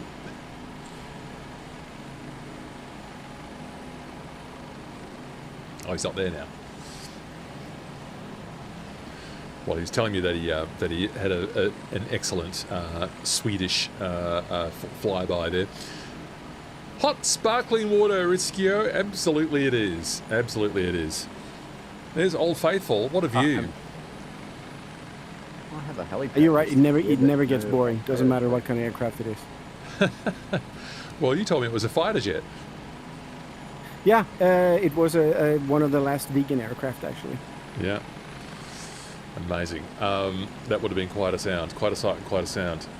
As I told you in the chat, we've got lots of Saabs in this part of the world, but they're 340s. I don't think they go quite as fast as a vegan, so I think you got the best deal there. All right, so I'm going to lift, and I'm going to do it beautifully with aft stick and a little bit of toe brake, and I'm going to avoid that limit sign. Oh dear, I stuck in the landscape. And we've got very limited right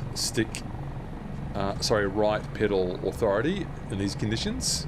So my helicopter was reasonably heavy, and I found that I had very little authority there on the right pedal. So let's do our little car wash as we go through here.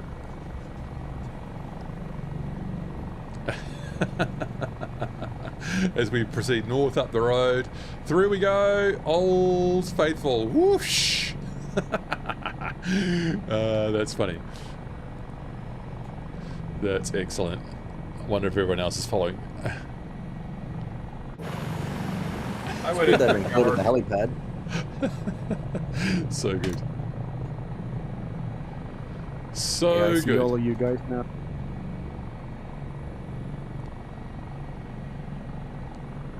Oh, Top Gun was on telly this evening again, JB Vox. Yeah, that's going to be on high rotate for all time, I think. High rotate for all time. Now, I've got a warning there. That's the landing gear down because I'm still going quite slow. So we're going north up the road to the Grand Prismatic Spring. Grand Prismatic Spring. The largest hot spring in the United States, I believe. Very colourful because of the microbial action that warmth, that warm water supports.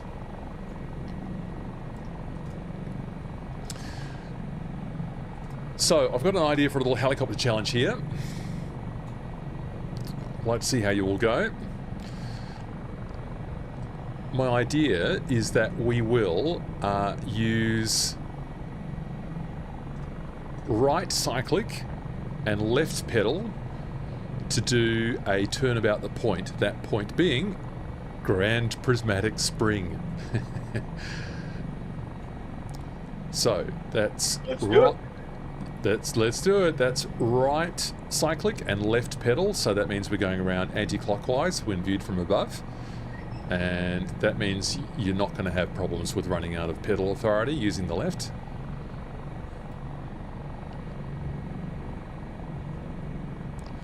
And there's going to be a big Dauphin ballet. A big Dauphin ballet. What a beautiful poetic way to describe it. I hope we can achieve that level of beauty. And there it is. It's not very far away. So I've got my gear up. I do have my gear up. And here is the Grand Prismatic Spring.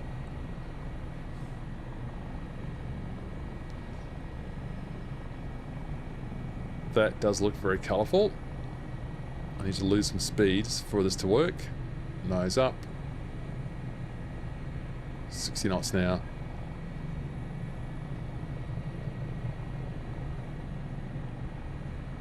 And I'm already sort of going in the right direction there. That's good. So I'll model one loop of the spring for you.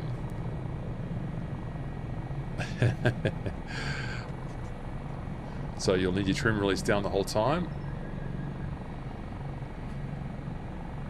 Don't have to do it fast, just steady and sure is the way to do it.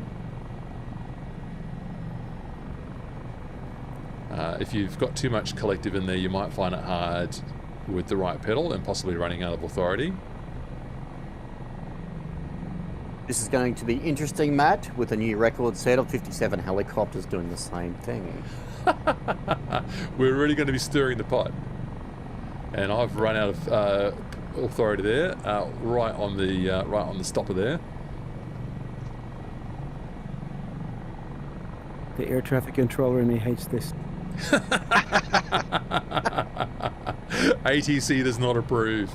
Oh, look at that! But you know, the water temperature below us is going to get 10 degrees cooler. I don't know, maybe we can get a whirlpool going.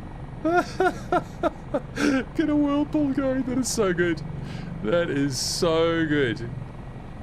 Look at that. This makes me happy. I'm going to have to sit down in a second, so maybe wheels down, and I'm going to enjoy this from the outside, because this is a brilliant sight. I've got Mako kind of tracking me on the opposite side of the circle there.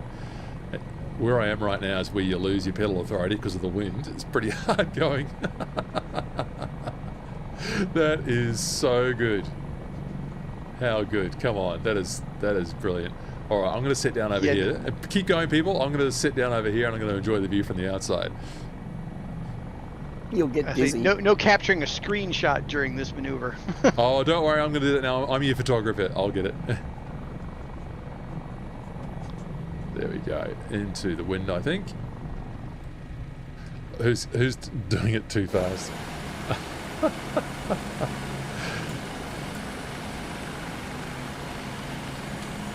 Do you know what you all look like? You all look like your hornets coming in for a, drinking a bit of water or something that you found. That is incredible.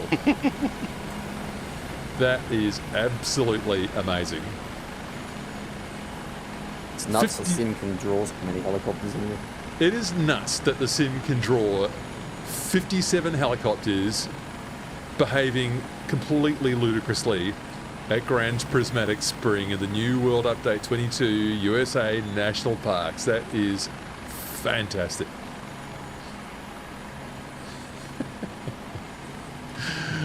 Oh dear. I think this is going to be a short you're going to have to play. Oh, you detected the possibility that I might have just voiced something there for a short that I've got in mind for later. Yeah, just something. Yeah, maybe. Little something told you what I might be up to there. So Marv, you're counting helicopters. Have you counted how many Dolphins you have here? Neg, I can do that. Since we're all like flying past the line, mostly. That is completely nuts, and I love it. 21 on visual range.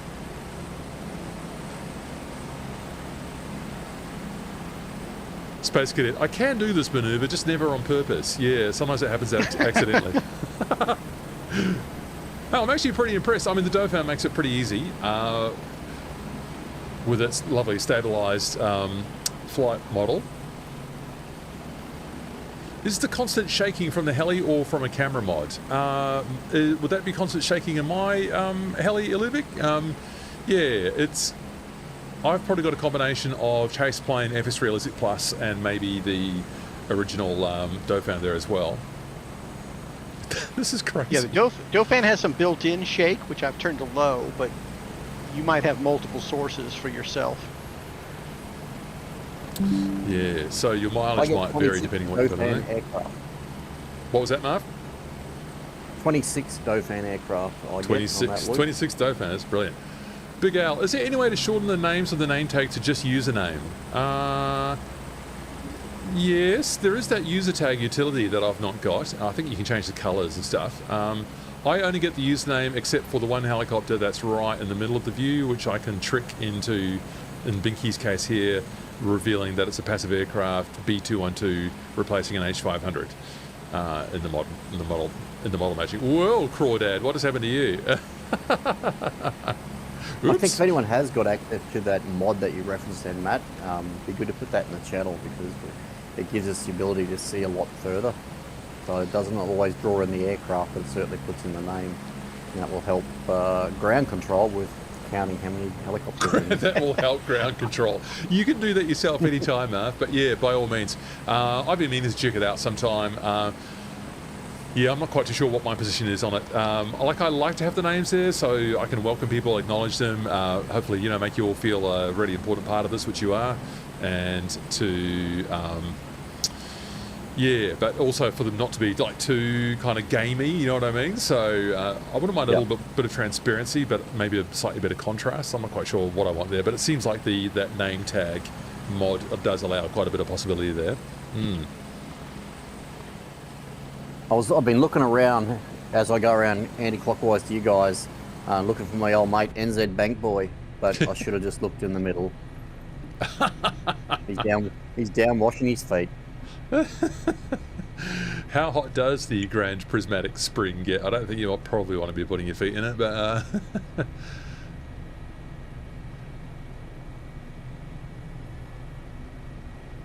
I think, yeah, we're on like a massive caldera, so it's the largest, or one of the largest, I think, super volcanoes on the planet, and so all this geothermal action that we're seeing, and like a tourist fell in and was killed. Oh my god, that's yeah. So don't joke about it. That's awful.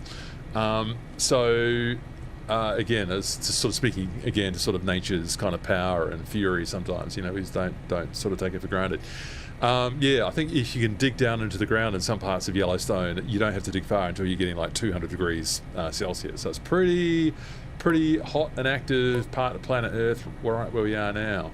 A massive super volcano. I'm picking up now.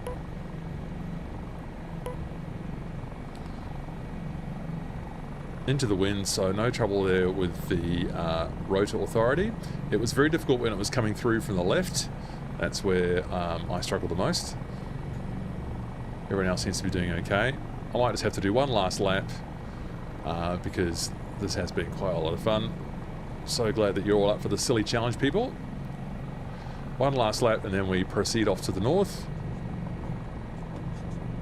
And that is too fast, Matthew. I don't think it's a silly challenge. I think it's helicopter skills training. Helicopter skills training at Grand Prismatic Spring, Yellowstone National Park. Perfect. That's brilliant. I love the modelled walkway as well. Good stuff. Good stuff. Oh, and there's some steam coming off this pool as well, I've just noticed. That's nice. And the spring. Okay, so I am ready to head off to the north. It's basically following the road again. Or do we follow the river? Let's follow the river. That'll be more fun. I might do this one low. Gear up.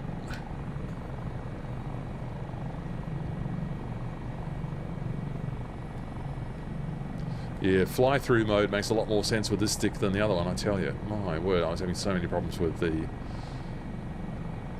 Orion 2. But as I was saying, I think it is very much the duty of the developers to make sure it works with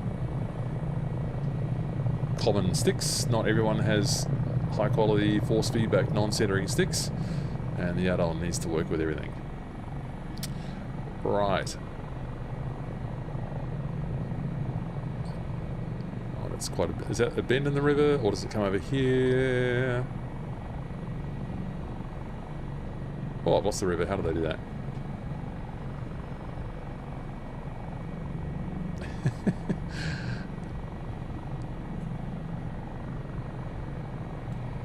So power lines off to our left. I haven't actually spotted those yet. Oh, there it is. Okay, so perfect. Yes, we'll be mindful of power lines when we get over to the point where the river and the road kind of confluence. Yeah, a river run and a Dauphin, it's not kind of probably not something you'd want to do in real life. It's surprisingly manoeuvrable, actually. I'm chucking about a bit here. It's quite manoeuvrable. Yeah, but I must say, breakfast is starting to shake about. That's good. That's good. Yeah, you just have to anticipate it a bit. I mean, in helicopters, you always need to anticipate, of course, but the Dauphin being not exactly light, you need to just think ahead a bit and just have your manoeuvre planned. Oh, we've got to roll over there. Definitely not as nimble as the 105. No. No, that is a nimble machine, and yeah, you can definitely throw the 500C around this sort of stuff, can't you? That's always fun. Yeah. So possible Are you saying power I shouldn't do this on the here? MH60? I'm confused. Hey, I'm used to the H160 and H145. This is easy.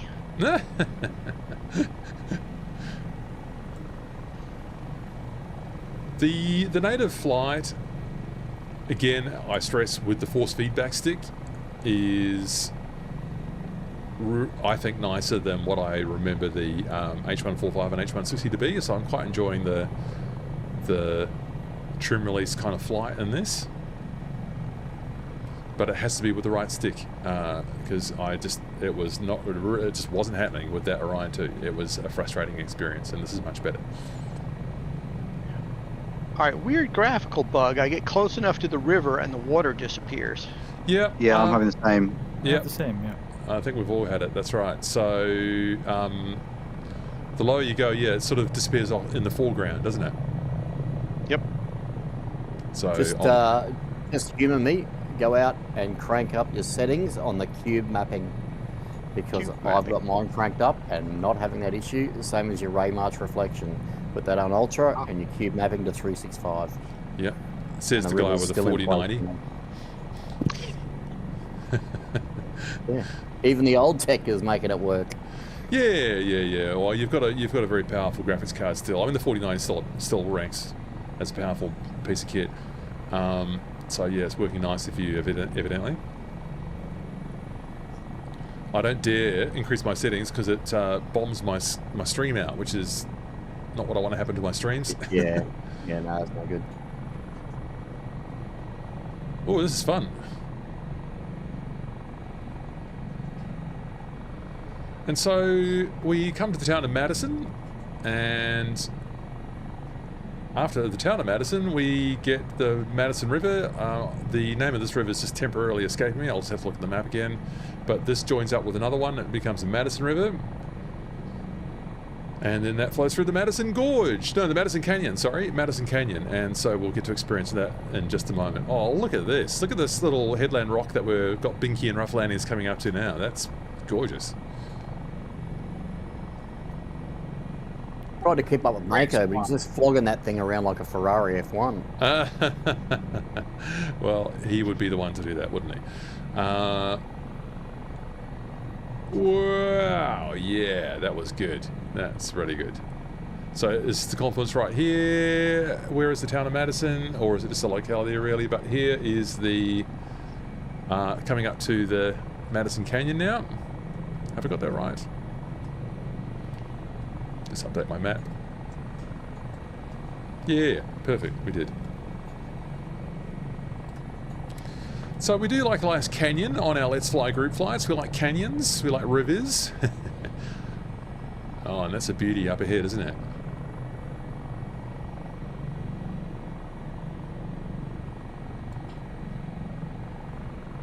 I've got a moose. I've got a big moose. Oh, you've got all the good animals. I've not had any. Yeah. Wow. It was in the river there. It was in the river. Classic. It was in the river, yeah. Big moose. I have got my animals on ultra, so. Was there a squirrel nearby? Was there a squirrel probably running learn up not the to tree? see it, but yeah. Oh, I see elk. I've got elk. I could make a bird watcher out of you people yet, you know? Like, this is exactly what it's like when it's like, I've got a white-fronted honey eater. That poor old elk, he doesn't know where to go. There's rotors coming at him from every direction. How about this canyon? This is really pretty. Whoop, whoop. That's fantastic. A grey butcher bird outside. Space Cadets left us for tacos and burgers. Tacos and burgers, wow. Maybe it's a taco burger. Have you noticed that at night the animals will go to sleep, they'll start lying down as it starts to get dark? Aww. Cute. I have to install the searchlight and go looking. Yeah, if you kind of go around Africa, all the animals there, as it starts to get dark, they all start to lie down. Cute. This is where the NVG comes in really handy. Yes. Whisper's talking about his new Stream Deck, so I'm going to be interested to pick your brains on that one later on, and we'll talk about. I want to talk about getting some of my nav radios and comm radios onto my.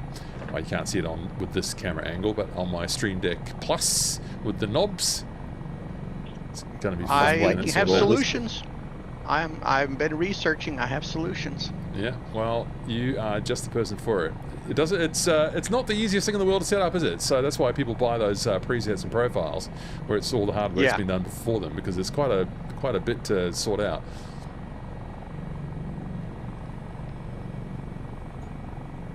Also, a slew of things available in flightsim.to with different plugins and such you can modify, or just use as like GA, so you can get your AGL, your speed, whatever. I started with the Dauphin set from flightsim.to and then added like 4 things so far. So, but it's good to have an example to work from. So absolutely, it's fun getting it just the way you want it. Yep. Waiting for Whisper to be the test pilot on this, so we have a really good outcome. Then I'll go and buy one. We'll send in our advanced party first to get it all sorted out.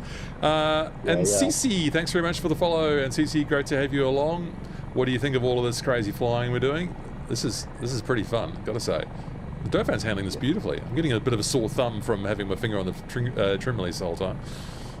Yeah, I'm thinking I need a different button than my thumb for the trim release, or maybe get the toggle set up. Toggle would be good. The trigger. Trigger or toggle, either one. Yeah. Trigger. I can't bring myself to use the trigger because I feel that it's there's a lot of kind of sanctity around that being the push to talk. So I don't think I can quite bring myself to use the trigger, even though that would ergonomically right now make a lot of sense. Yeah. Well, I've got like 4 different buttons I could use that are all part of the trigger. It's a 2-stage trigger with a guard lever in front of it. So. Nice. That sounds like the Orion too. It's a Verpal. Right. Just to let you guys know, I bought an add-on pack from I think it's called Tubaret or Tabaret Designs, and he's added motorbikes into the sim with your normal vehicle traffic. And I've just passed a few of them in, and it was actually looked quite cool. There you go. I used to ride a motorbike a lot. We would go up to parks and canyons and all sorts of good stuff. This would be beautiful. Yeah, I just picked it up through Sim Market. So it was about $6 Australian, so for the rest of the world it'll be like 50 cents. Oh, I've finally got my first animal. Scared off a moose, I think, over on the right. Brilliant. It took a long time. Just saw a bear. Oh, what? Was that wildlife spotting? Did he have a picnic basket? Hilarious. You know what I find hilarious? I find hilarious that Jorg Neumann loves his animals so much that he was so enthusiastic to get them in Microsoft Flight Simulator 2024. I think that's lovely. You know, for some people it would be baggage carts in an airport, but no, it was... I see the bear! It was animals, and I'm grateful to him for that. I'm grateful for this approach of this digital twin concept that Jorg and Microsoft is big on,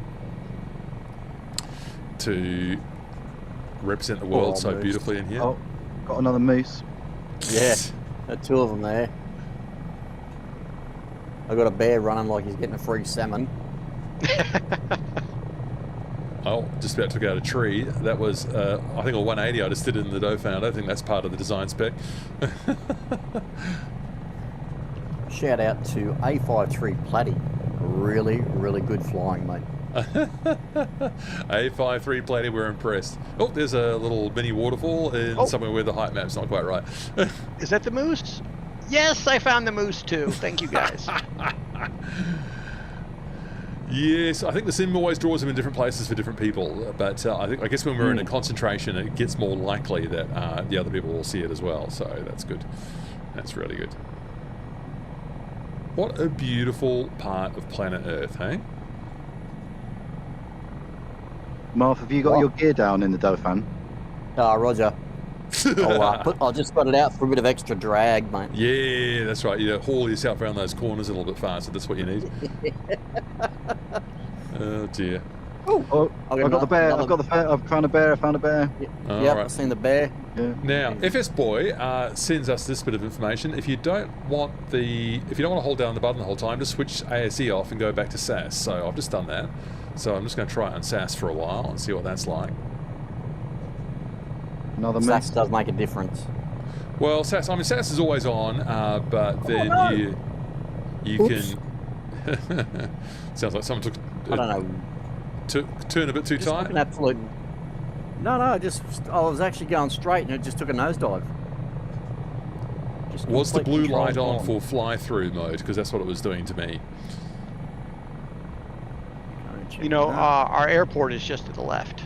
It is, but we're enjoying this river run too much. So we are at our destination, and I'll make my way over there in a moment. But obviously, we're just having way too much fun on all of this crazy nonsense. So West Yellowstone Airport. Actually, we're in Montana right now. We have crossed from Wyoming into Montana. Does the national park actually span the states, or are we out of the national park now? Yeah, it goes into Montana and Wyoming and then Idaho as well. Oh, okay. Thanks for that, mate. Okay, good. Yeah, well, you've been there, so you're our local correspondent, just about. You and Firewall. Well, I wouldn't say I know it, but I did read up on it. It's a beautiful country. It is beautiful. It is beautiful. Well, as that water opens up there to the front, I might start thinking about turning around. I'll take a left and then probably do a sort of straight in or maybe a right base for runway. Which runway is it now? I was trying to follow you then, Mako. You made a hard left. Yeah, a bit of a sharp one. I'm just throwing around there. Going down low down here by these trees. All right, ASE back on for me. I'll hold the attitude a bit more smoothly now. That was fun. So there's the part for the airport. Down. Don't forget to put the wheels down. Landing light goes on. Oh, that was good. That was really good. Is this a coffee stop? This is our final destination. Aha. So if you want to keep flying, you maybe sort of go back down the canyon would be fun,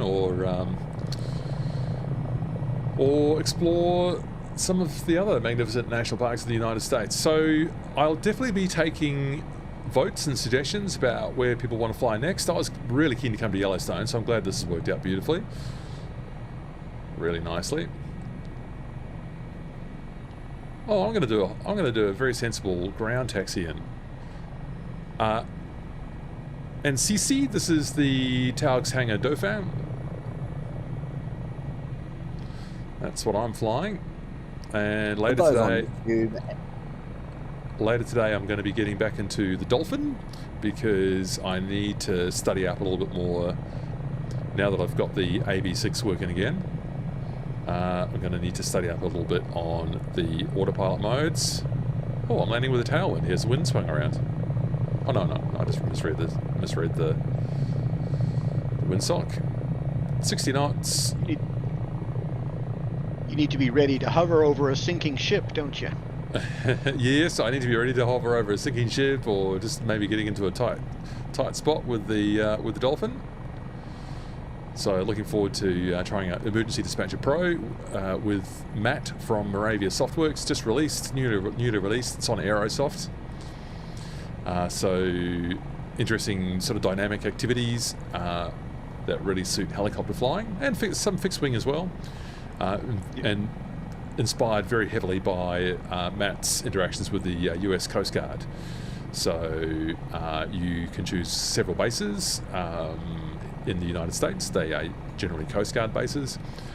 And that's a very nice hover taxi you're doing there, Mike Kilo. Oh, you're doing a ground taxi, but it's drawing for me as a 212. All right, onto the ground I go, and we'll do the rest on the ground. Reset the view. For those in the flight today and the Let's Fly community, please make sure you put in your event suggestions in the channel. Makes it easier for Matt to pick destinations for all of us. I don't need to do public service announcements, baby. Basically, I just push a button and Marv does it. Yeah, that's right. So I've just reorganized the channels very slightly on the server, and I've now got something called official flights. I don't really like the word official, but so I put it in quotes. Airport name. So this is West Yellowstone Airport. The ICAO code for it is one that I can't see right now. It's that was not good. Kilo Whiskey Yankee Sierra. Whiskey Yankee Sierra, KWYS. Thank you. Oh, there it is. SoCal Jerry. Thank you.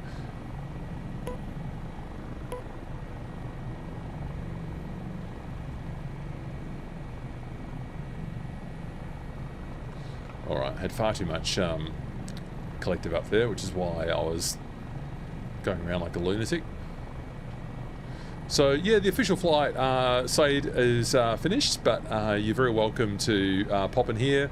I feel some people, if they're still up for some flying, maybe they want to reverse that river run and go back in through the canyon from the other side. That'd be fun.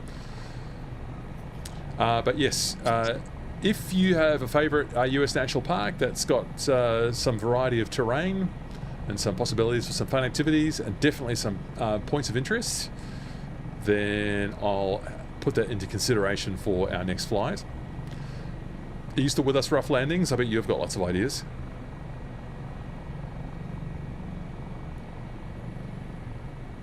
Want to join Rough Landings Olympic Lakes? Go and have a look at that.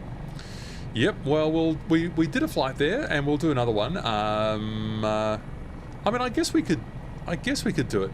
Well, not now, but we could do it soon because Rough Landings has finished his Enchanted Valley Lodge that we saw the work in progress of a while ago. Oh look, everyone's just perfectly lined up here. Wow, great parking, people. I'm just going to pop outside and work out the best place for me to join you. We just need to work our way through the park.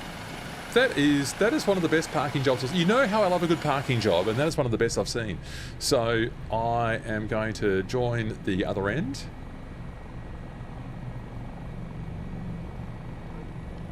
That is a really good job. I am impressed.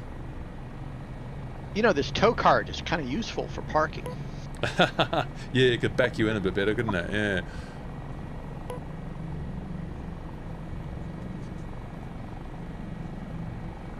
Small movements, Crawdad. You'll get it in. All right. I'm heading down to where McCann is. Is the apron a little bumpy here? Oh, this is a generic airport. It doesn't surprise me maybe that it's not completely smooth. Who's that going for a walk outside there? Yellow helicopter there.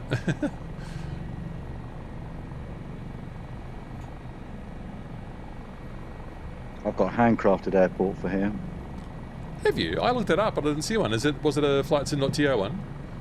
I'm not sure actually. I can't remember. I know I've flown around this area a bit before, so I'm not sure if it's one that I bought or if it's one off flightsim.to.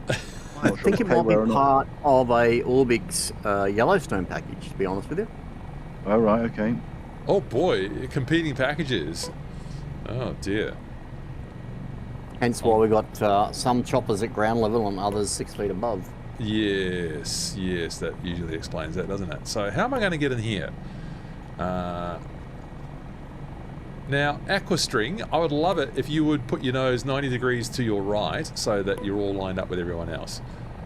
And in fact, if you would move forward, and then maybe I could possibly get in there as well. Oh. Okay, I'm just going to... What am I going to do? Alright, this lineup was going so well until I arrived.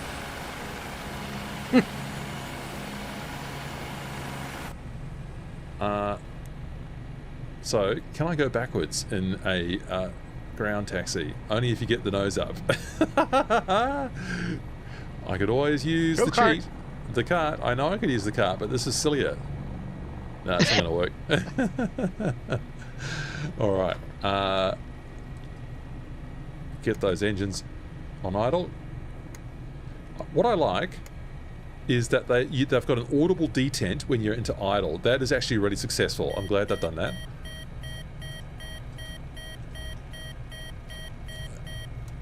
Let's get that horn off. And let's get the cart putting me in the right direction.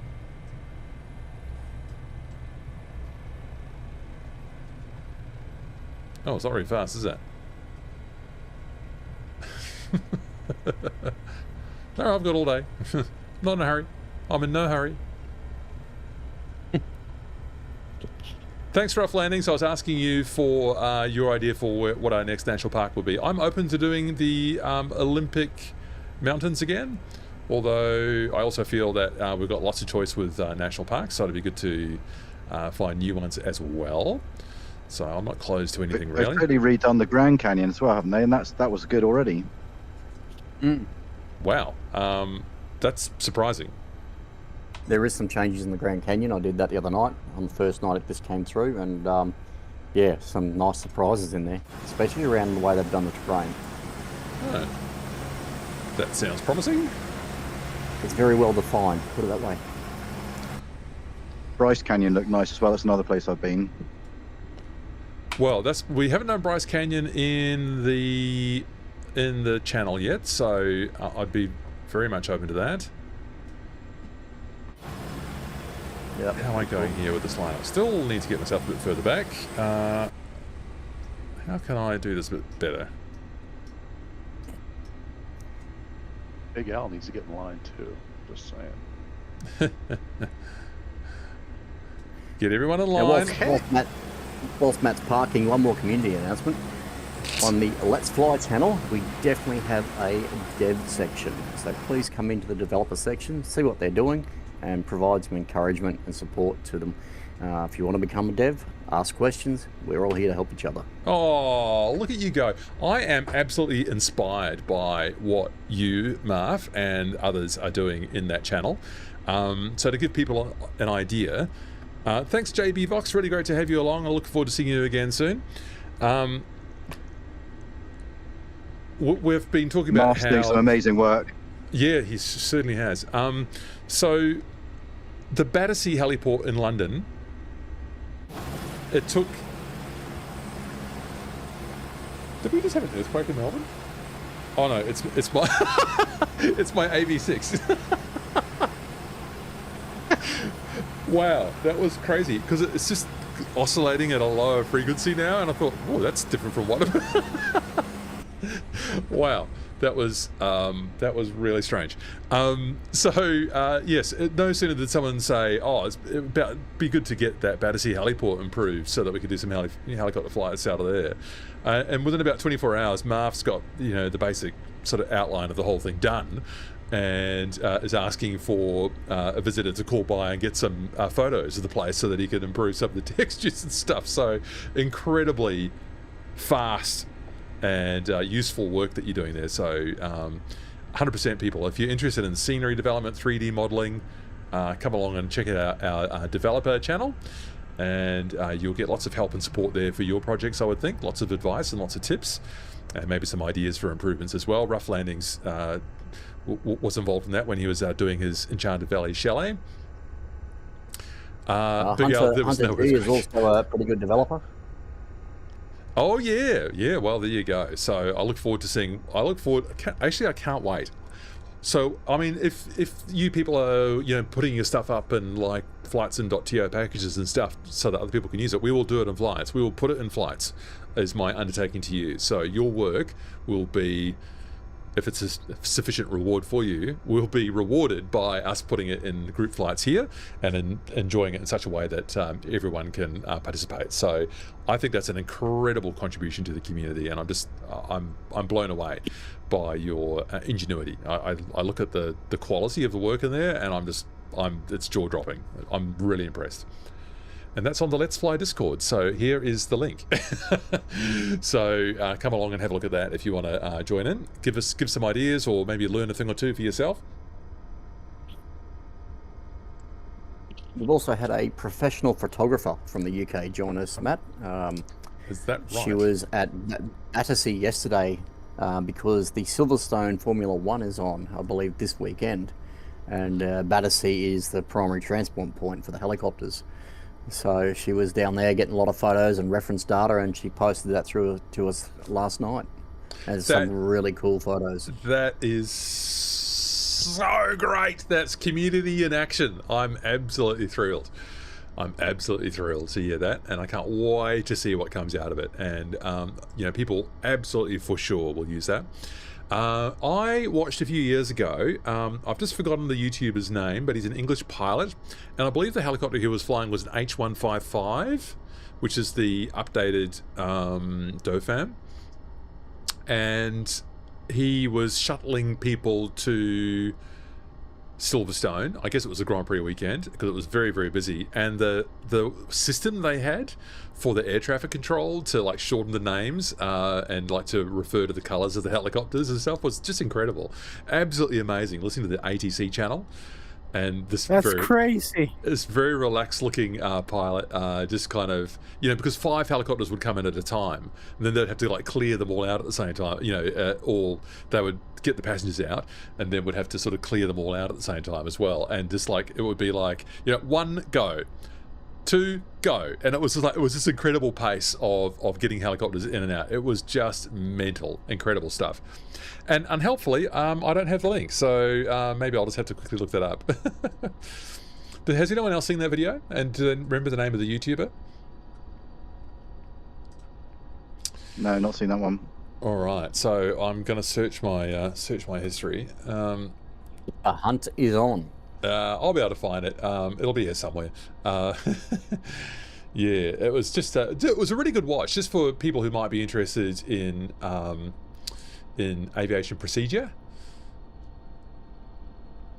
That's annoying. So if it's not got Silverstone in the title, I don't know what I'm supposed to search for. So okay, well, that might just have to wait for later. So we'll try and post it on the Discord. So that was a really good watch. That was a really good watch. Big Al, you're so welcome. Thanks so much. One of the things I've noticed too with this Dauphin, particularly in multiplayer or group flights, is, for example, Maker has landed, fully shut down, and put on his rotor blade socks and his pivots, and I can see that on his aircraft, but that affects no other Dauphin in the sim. However, the external power cart is shared among multiple, because I turned it on and off on my machine, and I could see 3 machines in a row all had the same external power cart. So he mostly got it right. I'll report it on his Discord. I've been helping out with bugs as I see them, so we'll make sure that one gets noticed. Yep. That's the way to do it, people. Don't just complain about it. Actually, let them know and try and help them out by getting all the things logged. So Miltech's very good at that too these days.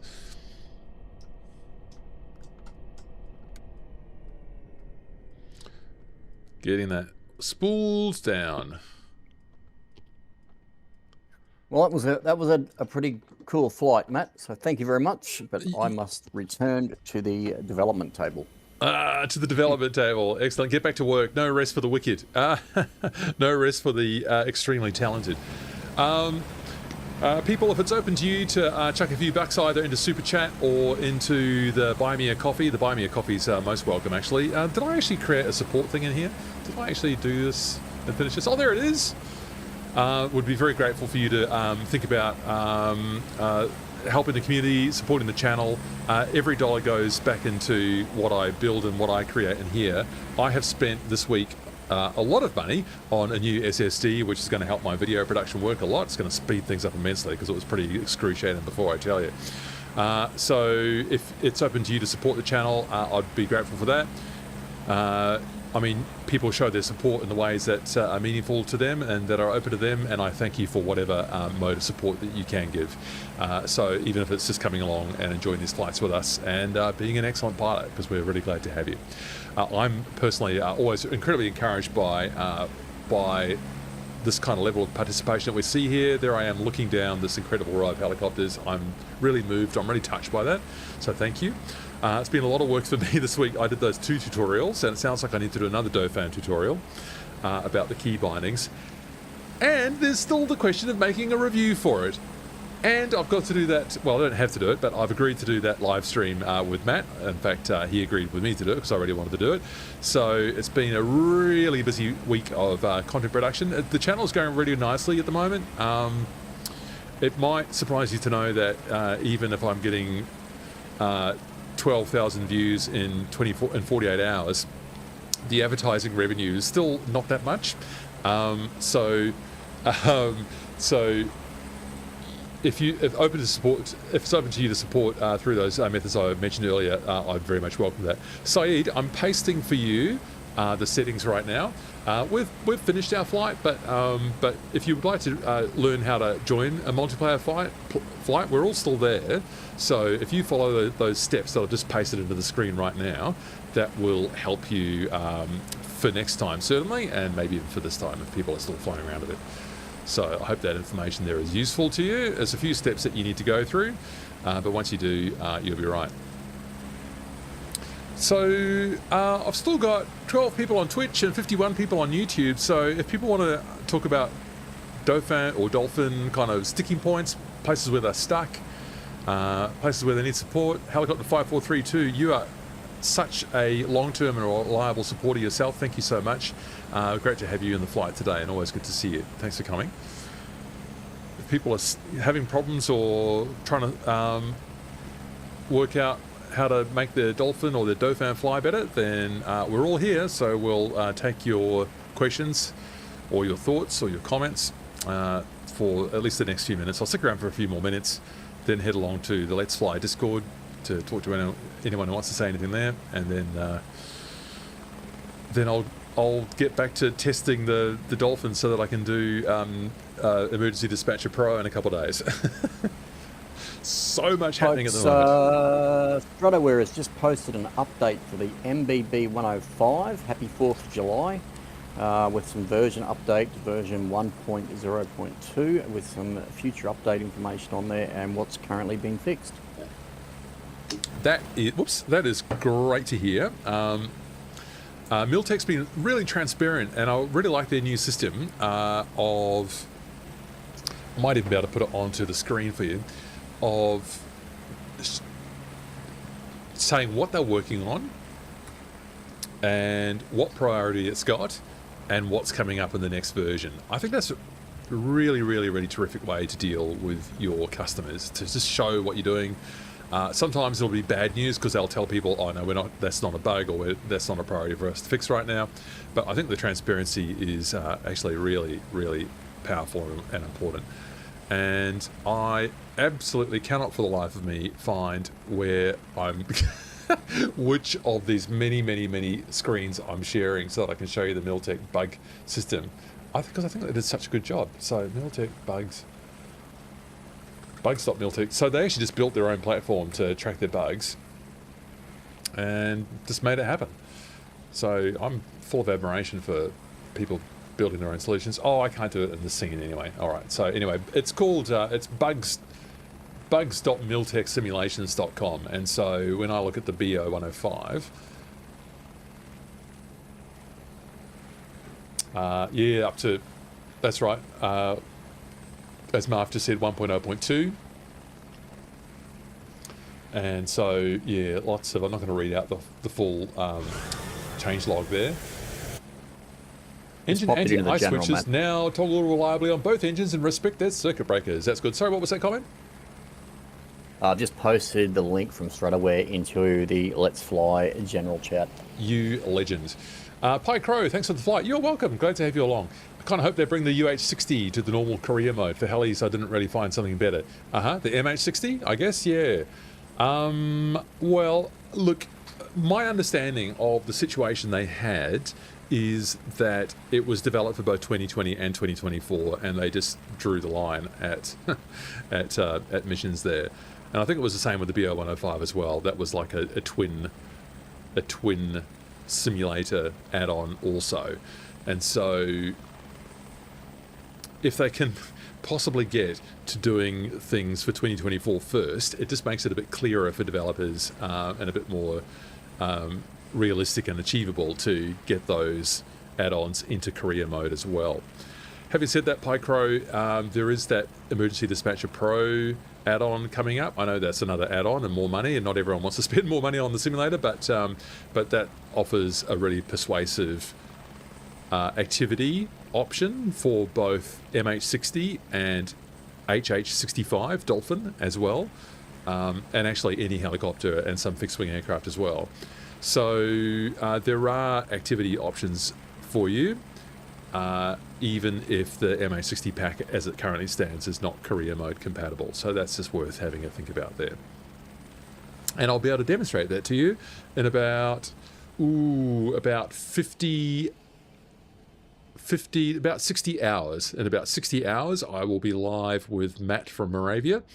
And we'll actually, have I done my maths right there? 24 plus, I don't know, 36 hours. Just come and look on the Discord. I'll announce it there. It'll be in the event. It'll be in the event. Well, I might not do an event, but it'll definitely get posted automatically into the channel because that's just the way I've got YouTube set up on the Discord. So, yeah, you'll get that there. Excellent. Well, I'm not seeing any more questions coming in. So, people, your input for locations to fly is very much open. It's invited. It's appreciated in our Let's Fly server. So please get on to the event suggestions channel and do that in there. And I look forward to catching you in another flight soon. A53 Platy 78, great flight. My VR battery gave out right at the parking spot. If it's going to give up anywhere, it might as well give up just after you've parked.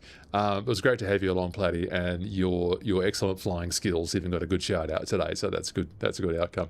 All right, I'm going to let the stream play out for a little bit, and I will talk to people. Oh, thank you, NZ Bank Boy. That's really great. I'll enjoy that coffee, and to spend more money on more computer hardware as well. It's completely out of control. My God, the SSD cost me $1,430. It was just crazy. Just crazy, but it's a very good SSD. Anyway, that's the life of a streamer and the life of a content creator. Thanks so much for the support, Bank Boy. I'm very grateful for that. And see you, Big Al. Catch you next time. People, catch you next time. Look forward to seeing you in another stream or video real soon. This one's going to play out, and I'll see you on Discord in a couple of minutes if you're around.